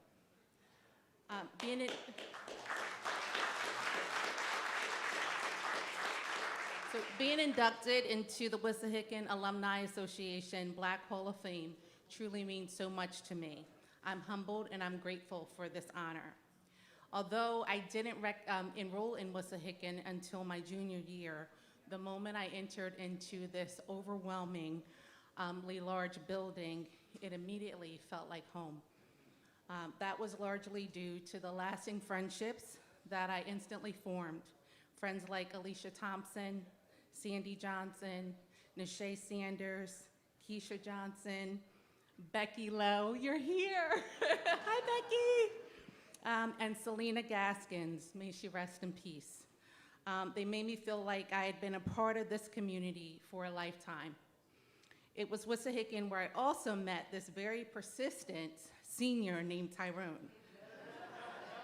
This guy was relentless, and he wouldn't accept no for an answer, so I finally accepted a date with him, and 35 years later, we're still together.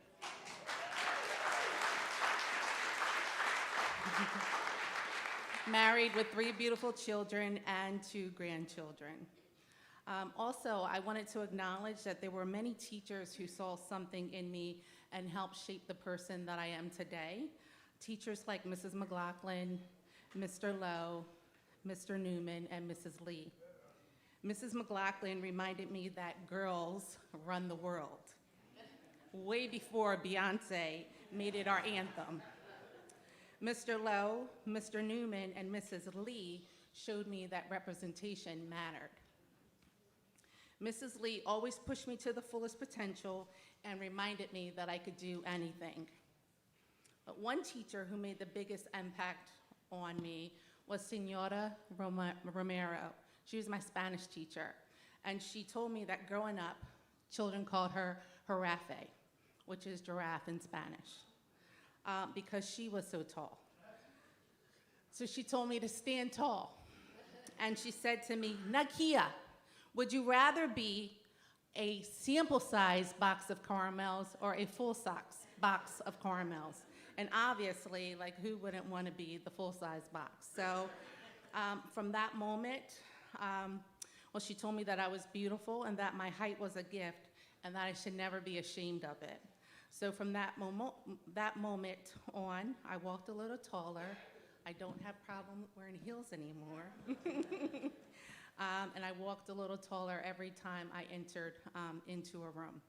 And sometimes it only takes one person to change the way we see ourselves. And she did that for me.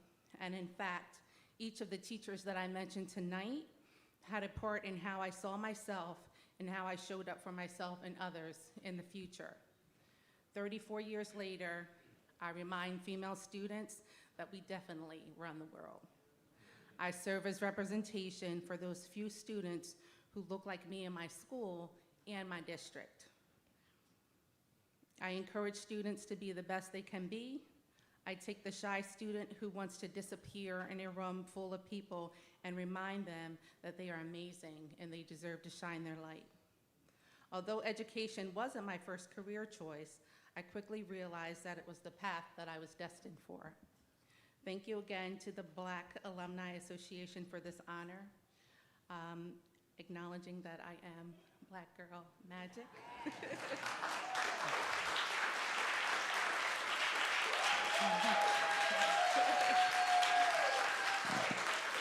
I wanted to take this opportunity also to thank my family, my mom, my sisters, my kids, my daughter who's here, and my friends who thought it not robbery to be here tonight.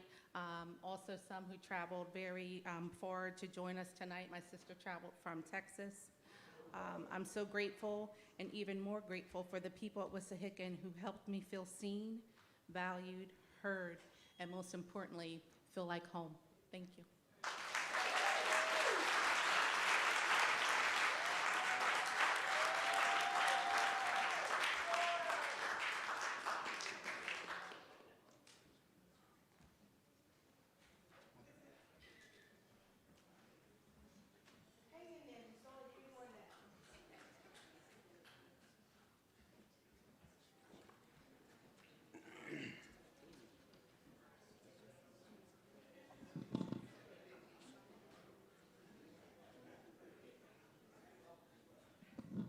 All right, all right, all right. So now you have all had a chance to meet my cheeseburger.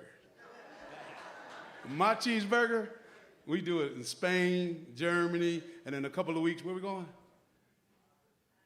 You don't know where we're going? You booked it. You booked it. Turks and Caicos. So when I don't want to think about business and stress and troubles, I'm be with my cheeseburger in Turks and Caicos. But find y'all cheeseburger. Next we come to the part of the program where we'd like to kind of reflect on some people that have been in our lives, no longer with us.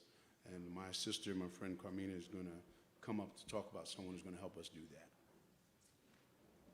So one of the amazing things that this ceremony has been able to do is to give stellar people in our community their flowers while they're alive. And we've had 3 instances where we have honored one of our hallmarks in our community, and then they passed away. So we honored Lloyd Moman in 2023 for the basketball team that he was on when he played, and he passed away recently. So there was a beautiful video in his honor, and so we just want to acknowledge that, you know, what a blessing we were able to honor him. And we were going to read his obituary, but the one thing that stood out the most, he mentioned this ceremony and being honored in 2023 as one of the, well, the obituary mentioned that he was honored in 2023. And so that kind of affirms our purpose here and our full circle. So we want to just acknowledge all that Lloyd Moman meant to us. So thank you, Ms. Valerie.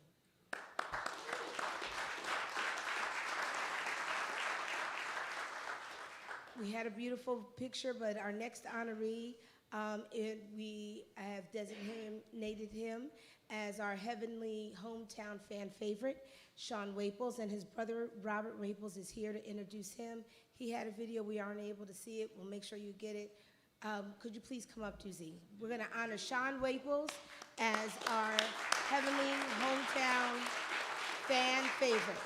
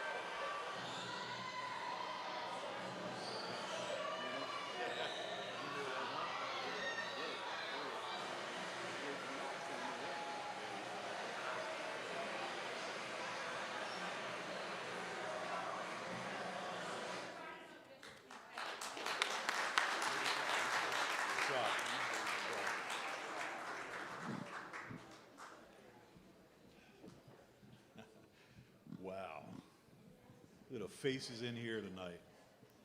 And I drove all the way up from DC to get here. And I'll tell you what, I was leaving home to come home.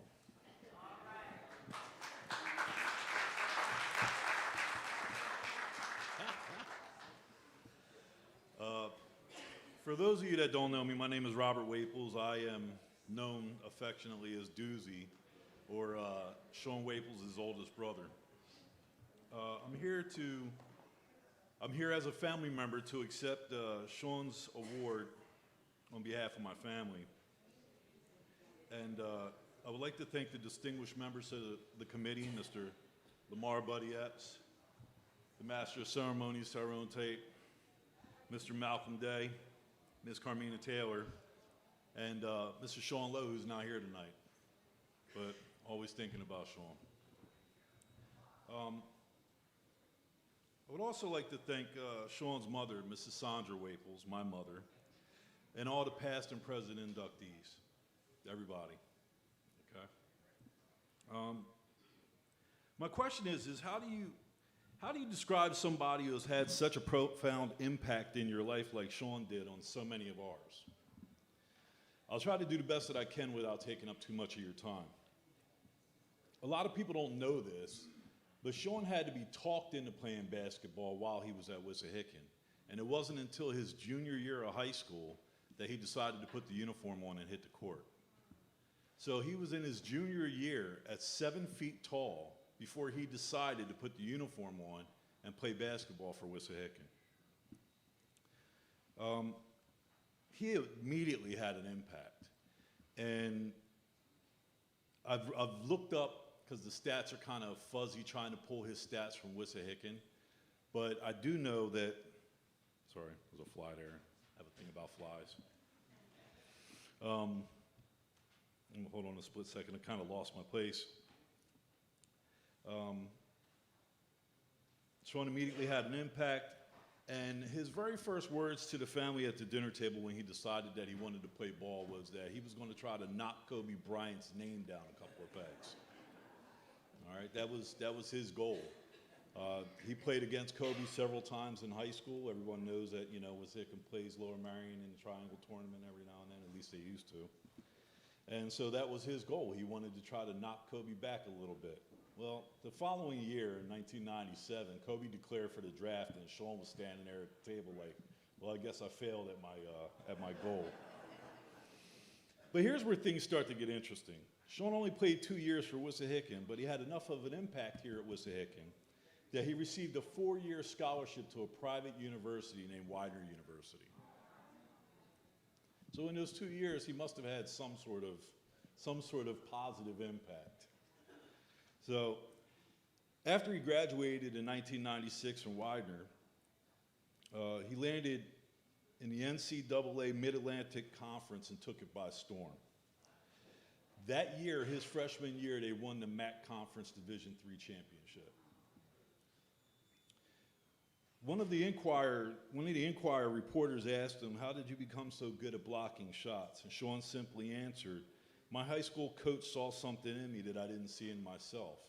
I owe him all the credit." Following a disappointing loss on the way to secure the NCAA title championship, he told his family, "Don't worry, I'll be back." Sean would spend the next 2 years perfecting his craft, and guess what? They won it again his senior year. His college coach told the Philadelphia Inquirer, "Sean Waples is the greatest defensive player I've ever coached." His name currently sits on the wall at Widener University's gymnasium. Let me switch papers real quick. Sean graduated from Widener University in 2001 with a degree in hospitality and restaurant management. Until this day, I still haven't eaten a cake that tasted better than what he used to bake for us on a regular basis at home. There would be plenty of times, and those here from Penland and Ambler know exactly about the late nights on the back deck at the house on the top of the hill that we spent trying to talk Sean into pursuing a career in the pros. Sean just wasn't interested. He just didn't want to play for the NBA. There's plenty of times that we spent trying to talk him into it. I mean, at 7 feet tall.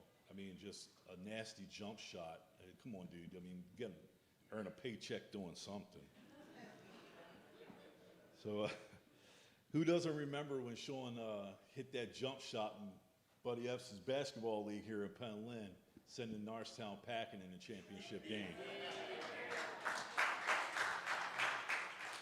The trophy that Sean and the team won that day was taller than he was. Sean eventually bent to external pressure when he received a phone call from our family cousin, Billy King, who was then the general manager of the Philadelphia 76ers.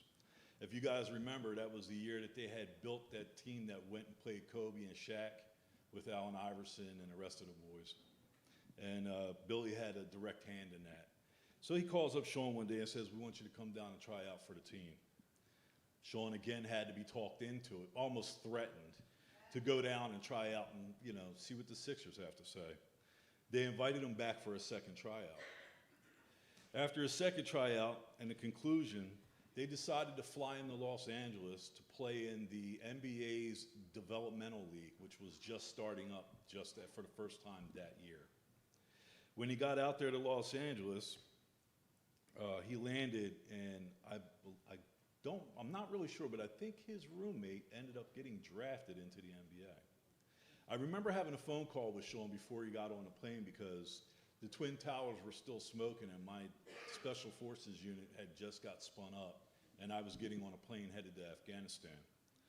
But I remember the call clearly, and I told him, I said, "Go out there, do your best, and make Mom and Dad proud, because I'm already proud of you." Well, Sean got out there, Sean played ball, and halfway through the practice sessions and everything, he just quit and came home. He just didn't want to play ball anymore. And it was his life. Who am I to criticize him? I'm just his oldest brother that's very proud of him. Sean was more than a basketball player, though. He was a great son, a good brother, and a gentle soul. His prowess on the basketball court was equally matched by his love for his family, his loyalty to his friends, and his appreciation for his community. His life will be cut short a few years later in a terrible motorcycle crash. So while he may not be here physically to accept this award, I know that he's here in spirit, and the goodness of his soul still lives on. Through the eyes of his nieces, the smiles of his mother, and the recognition that here at Wissahickon is where his story began. So on behalf of the Waples family, I humbly accept this award on behalf of my family. God bless you all, and thank you. Now,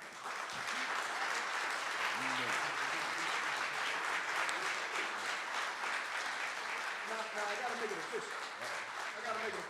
Here we go. It's official stuff to this, man. Okay. Sir. Yes. As a representative of the Waples family. Yes. Would you please accept this award from the 2026 Hall of Fame Committee in the name of your brother Sean, our hometown hero? Yes, I will.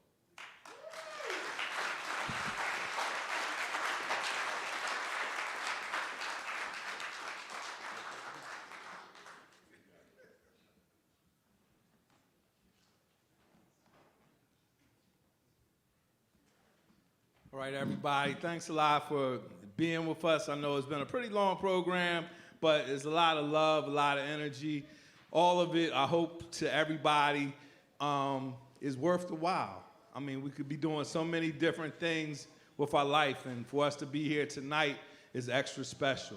The next person who I would like to introduce is Brian Hanlon. He's the class of '84. Brian actually is one of my buddy Kenny Land is my big cousin, and he's a track star, so I look up to Kenny. Kenny always been there for me ever since I was young, and he always told me good things about Brian. I always see Brian kind of hanging around them guys, so I'm like, this dude pretty cool. And you know, so I did some mentoring. I do a lot of stuff up with Wissahickon, trying to work with the students. Brian helped out with mentoring and different things. Whenever I would ask Brian to help out, he would always step up. And I really felt like that was something special about him. Come to find out, I was for the brochure, this brochure that we have, Brian helped put that together. So everybody, please give Brian a round of applause for helping out with the brochure. I called him up. I told him, I said, Brian, I know you good with fundraising. You know, we're looking to probably try and do a brochure. He got on top of it and helped make it happen. And he happened to tell me about an organization that he was in, which I thought was like a credible organization. And it brings me to the fact that right now, you know, our society in America, we're dealing with a lot of racism, And it's not about whether somebody is white or black, it's about whether they're good or bad.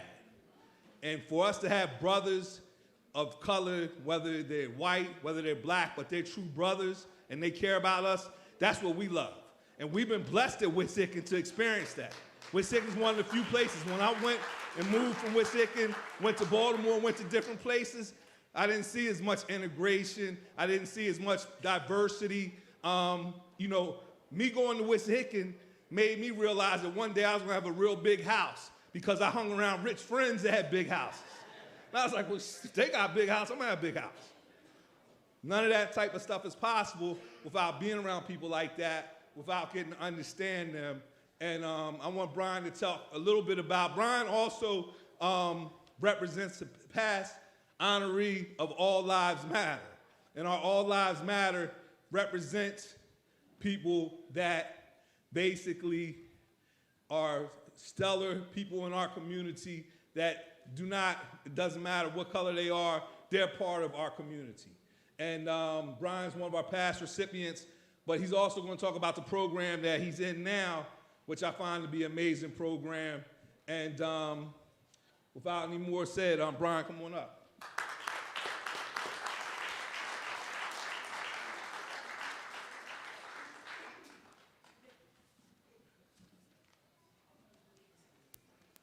It's great to be back with this community, especially Mr. Lowe. I love Mr. Lowe. So good to see him. So I'm in a group called White Men for Racial Justice. And for the sake of time, we're a group of anti-racist, pro-justice white men around the country who are trying to learn and grow and then make a difference.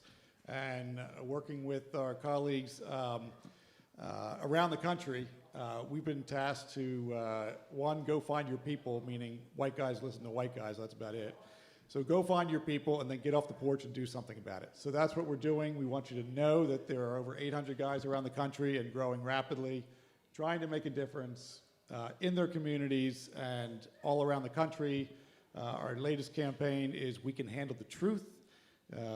We were down at the plaques that were removed from Independence Hall about the slaves, protesting that and trying to bring attention to that. And that's just one of the different types of things we do.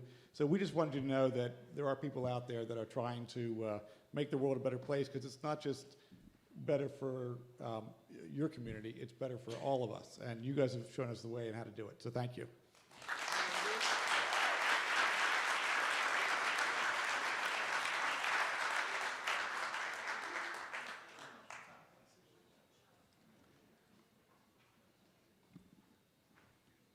So, continuing on as we wind down. Our next award recipient, Mr. Day, is going to come and say a few words.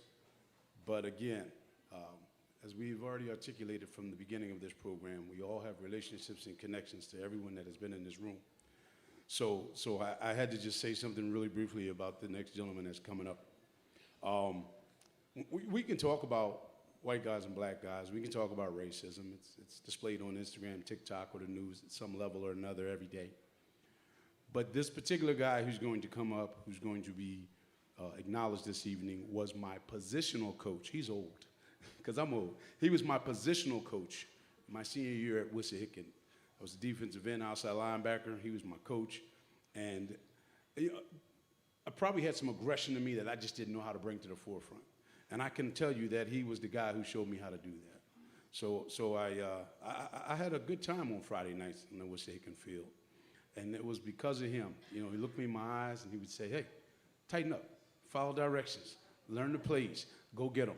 And I had a heck of a good time with him. I think we enjoyed ourselves a lot, didn't we, Coach? I mean, he became, you know, my big brother away from home. So I didn't know anything about race and racism and colors. I knew there was a guy who took his time to talk with me, to guide me, to coach me, to love on me. And we've had an amazing relationship through all of these years. And I just wanted to take a brief moment to say that. Coach, I love you. I'm here with you, and I can't wait to give you a hug at the end of the program.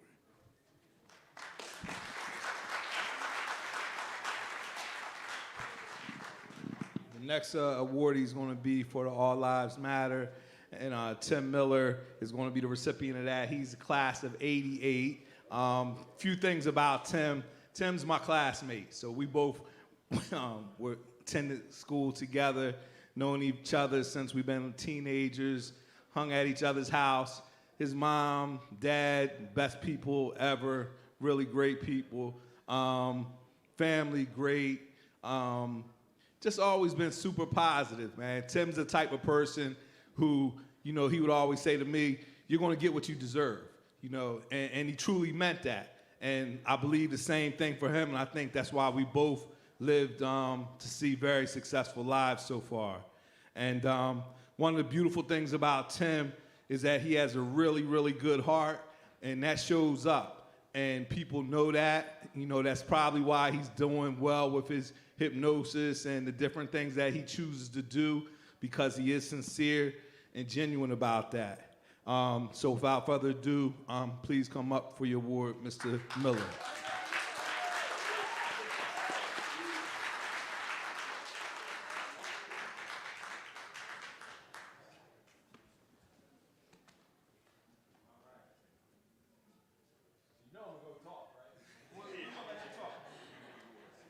But seeing all these faces in here, I feel like I'm back in the 70s and 80s at Penland Baptist. Yes? Yes. And I actually prepared some. I'm blessed. I get to do this for a living, so I speak in front of people often, but this is extremely unique to me.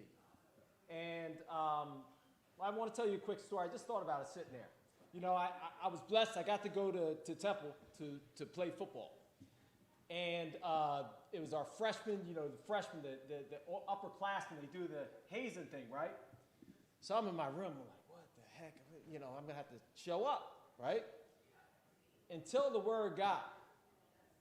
Did anybody know a Purvis Herder? Anybody know Purvis Herder? Purvis Herder had graduated. And they was coming down to my room, and they came and grabbed him, and they said, he's from Purvis community. And let me tell you something. Yes, I was happy to get out of that situation.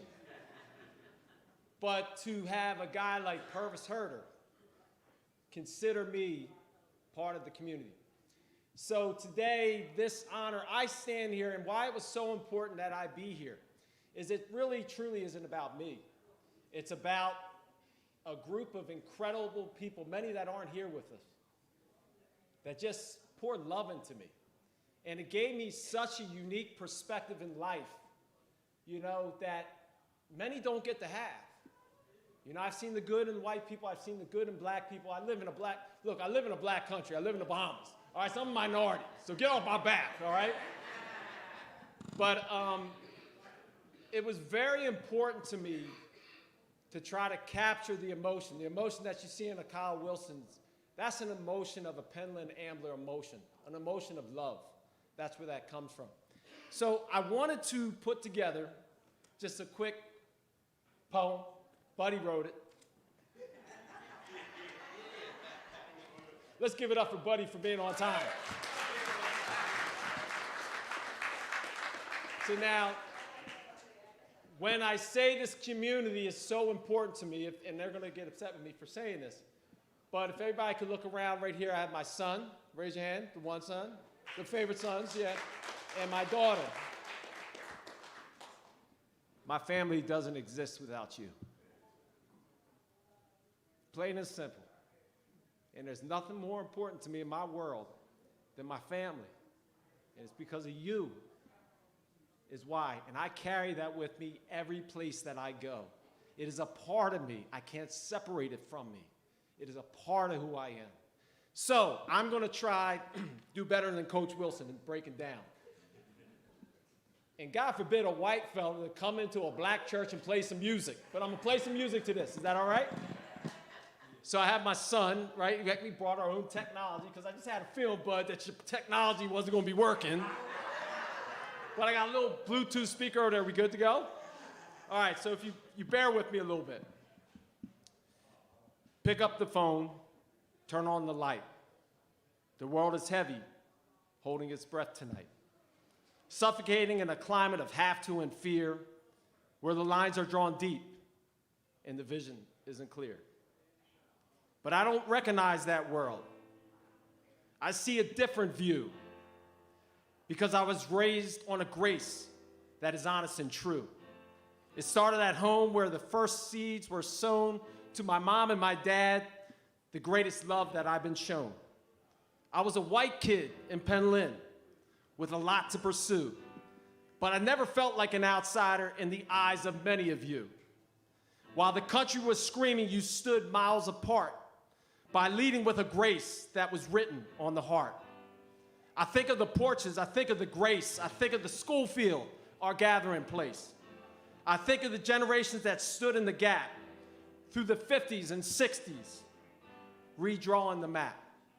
Lucille and Stanford, Mr. Holmes, Mr. and Mrs. Holmes too, Rennie and Mr. Williams, Herb's dad, the wisdom that they knew. The Stewart family, Ralph Lowe, Raz Newman, who showed me a love that was holy and human. In an era of tension and ignorance and strife, you poured love and knowledge into a young white boy's life. You looked past the anger, the struggle, and the pain to ensure that hatred would not leave a stain. And I think of Nan, T's grandmother. Our spirit so bright, I remember those trips as a boy, the laughter, the light. You see, we hit the road for Atlantic City on a mission, defying the world's rules and every tradition. On those long car rides, she was making me strong. And the wisdom has helped me open so many doors. I've sat at the table when a president called my name. I've walked the D1 sidelines as a head football coach in the game. I learned from the best, Dick Vermeil and the Chiefs, absorbing the grit, the soul, and the belief. I've stood on the Hollywood stage and reached the highest peaks, but none of those views compare to the truth that this room speaks. Of all the rewards and trophies I've held in my hand, Michelle is the greatest gift I've received from this land. I name the elders who didn't just watch me grow, they gave me a courage that only faithful could know. My journey has taken me far, but I've landed back in the fold, in a community of color where the same stories are told. In the Bahamas with Michelle by my side, we're pushing back the weight to fight oppression and replace the world's anger with a better fate. And as I look at our children, so kind and so free, I see the seeds that many of you planted looking back at me. I've learned that Penland isn't just a place where I grew, it's a lifestyle of grace that I carry because of many of you. I accept this honor of the seeds of love that have been sown, representing a community I'm so proud to call my own. I take it my responsibility to show a broken world what you have shown me, that the lessons of your past are the only way to set the future free. So I pray we don't meet today's world's anger with a different wrong, for the kindness you gave me is what made me strong. For Christ taught a lesson that the world sometimes can't see. Our timeline isn't a lifetime, it's an eternity. I don't have to be a bridge. I get to be the way. Because you loved me yesterday, I can love the world today. God bless you guys, and thank you so, so much.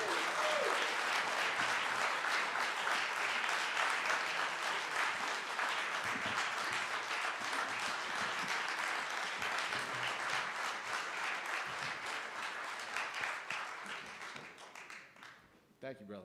Thank you. Thank you, guys.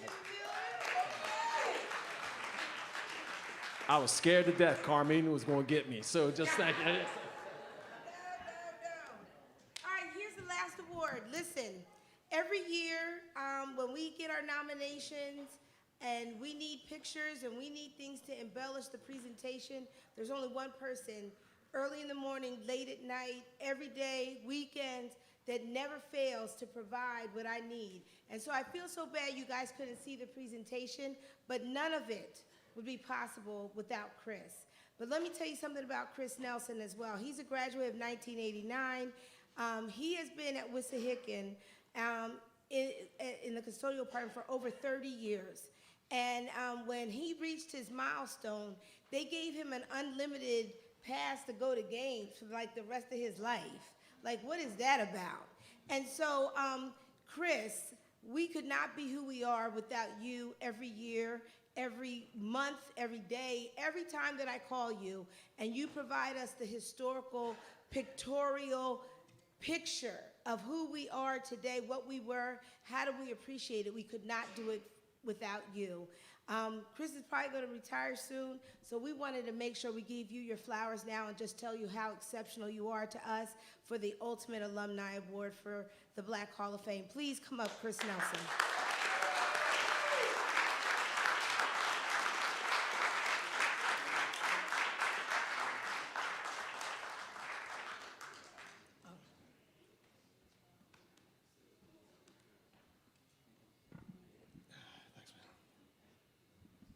Oh, well, I wasn't expecting to get up to speak tonight, but you are witnessing greatness here tonight. Just looking around this room and seeing familiar faces, I'm Penland proud. You know, I was proud to be born and raised in Penland. I can't tell you what an honor it was. Where's Carmina? Thank you for having the courage and the fortitude to stand up and say, what about our legacy? Because the only people who are going to celebrate our legacy is us, right here in this room. And everybody, just to piggyback off of what he said, let's give Carmina a round of applause.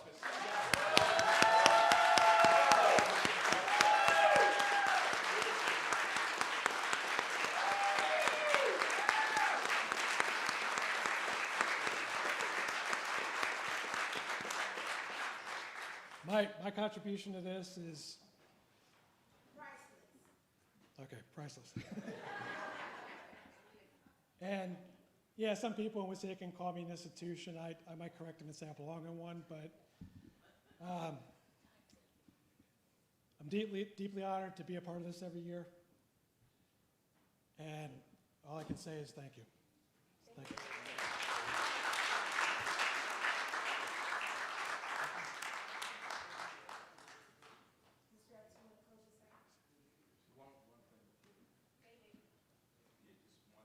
One quick thing. I'm sorry, I just had to say this. My first job ever was with my Uncle Calvin Wilson. He had me working with him landscaping. So my first check I ever got in my life, I was 12 years old. I worked with Uncle Calvin daily. And now I've been able to look at tax returns and see like a couple $1 million, be a businessman. I'm like, yeah, Uncle Cal's the one that started me, so I gotta give props to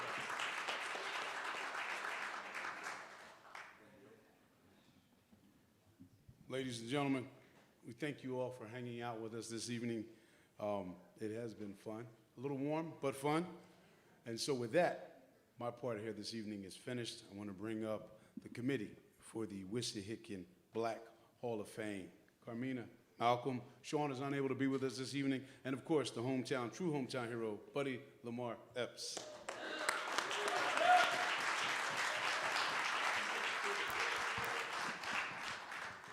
I do have a shirt. I don't know where it came from. It does say Penland's #1 son.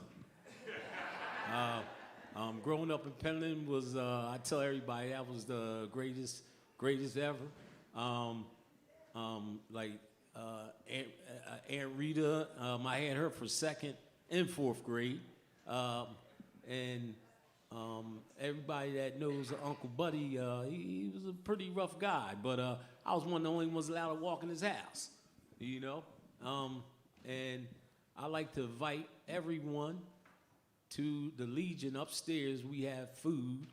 I hope you guys can make it, that our food won't go to waste. And yes. Yes, and it's free. And if you act right, Mr. Wilson might teach us a couple line dances. But God bless everyone for coming. We do this every year. And whether your family is here receiving an award or not receiving an award, I hope that you would just come and help us honor the others that have come before you. And what is it? Usually around February that we usually have a nomination form that if you want to nominate, people, that'll be well appreciated. Thank you. So I do have one quick message. I call it a look. I got a look, and I remember the look. So that message is, and you all can't ignore this message in particular. Pastor Flores said, Sunday morning at 9 a.m. he's here. Don't let this be the last time you grace his building. Stop by and check him out. Pastor, I got you. I saw the look. Sorry, I just wanted to make a really quick announcement. If you have kids, grandkids, great-grandkids who are in the Wissahickon School District who need to do their summer reading and sometimes might have a little trouble getting motivated, I'm doing, there's only room for 15, 16 kids, but I would like it to be our kids. I'm going to be working with them middle school age, so if they're going into 6th grade, 7th grade, 8th grade, and they want to do their summer reading and get it done over the summer, I have some flyers here. I'll leave them at the back. It's hard to find. They kind of buried it in there, but I gave you directions. So if you know anybody in our community who could use some help with summer reading, and we'll have some fun in there too, that'll be this summer at the middle of June to the beginning of July. So. And don't be scared to raise your hand. Everybody needs to read. Good night.